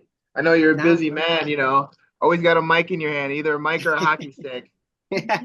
Yeah, not a problem. I'm happy to come and hang out with you guys. And for those of you that hadn't heard of the circus and you're tuning in because you're Haunt World, make it out. You have nothing going on that weekend, I know, because the only April or Easter haunt is the next weekend at Basement of the Dead. It's the 18th and 19th. So get your tickets to that as well. That is Basement of the Dead in Aurora for their Easter haunt. You know what? Massacre had to stop doing their Easter haunt, but I have to check to see if there are any others out there. Message me. Let me know. I don't think the April episode will come out beforehand, which is why we're doing this now. But we will make sure that those get their props as well. Maybe I'll just repost on the Voodoo podcast account for all the other April haunts. But so far, all I know is that it's Basement of the Dead. So that means your weekend of the 11, 12, 10, 11, 12, 13 is open to head on over to Circus. Guys, any last minute messages or things that we may have missed that you want to let the fans know before they come out to see the show? Get ready to clap. Get ready to have a good time. Get ready to see something great. get ready to meet some really cool people. And yeah, it's going to be a great show, and I can't wait to see it myself. That's awesome. It's Yeah. gonna be absolutely phenomenal. My favorite descriptor word is always it's a giant labor of love, especially since everything is voluntary. And for those of you in the audience listening to this podcast right now, if you yourselves are interested in joining the circus, but you're kind of on the fence, come volunteer for a show week. It is the best way to see the show for free. It is the best way to get to know kind of the dynamics before you full send yourself into a season in the next year. But you also just kind of get to really see firsthand like how much passion goes into it with the rest of the cast members. We have cast members that quite literally only come to volunteer show week, and they've been doing it for years. So even if you are not the type of person who wants to be involved with performing, but you want to be a part of something in a community that is so great and so passionate, and come volunteer. It's the best way to see the show for free and kind of see and check it out and what it's all about. And you'll get to interact with these amazing, amazing people that we've gotten to know. That sounds like me. That's me. Yeah, Just on exactly. show week. There we go. That is. I am excited. Yeah, like I said, I can't wait to come and be a part of it with you guys. And, you know, the behind the scenes of this is Caleb actually called me one night, and I already had the idea to do this. I don't know if I ran it by you, Julia, but I was like, I'm going to get Caleb on to talk about Triton Troopers, and we're going to have Julia and Carly secretly in the Zoom waiting room. And then boom, next thing you know, hey, Caleb, by the way. But then Caleb he called me. He was like, hey, we should promote it. He had the same idea as me. So I'm glad we got a chance to jump on here and preview it for you guys. And I'm excited to just join the circus and see the show. Yeah, come run away with the circus with us, man. It's going to be great. It's going to be amazing. It always is. Perfect. All right, guys. I will see you soon. Thank you again for jumping on. For all the listeners, thank you. This has been the March episode. I will talk to you all in April with hopefully another Haunters hack and some more haunt information as we get closer towards halfway to Halloween, Summerween, and of course that means MHC as well. I'll see both of you at MHC, I think. So yeah. Oh yeah. So. All right, guys, have a good one, and break a leg. And don't actually. Thanks, but, man. You know, showbiz, right? I'll see you there, Mike. All right, see you guys.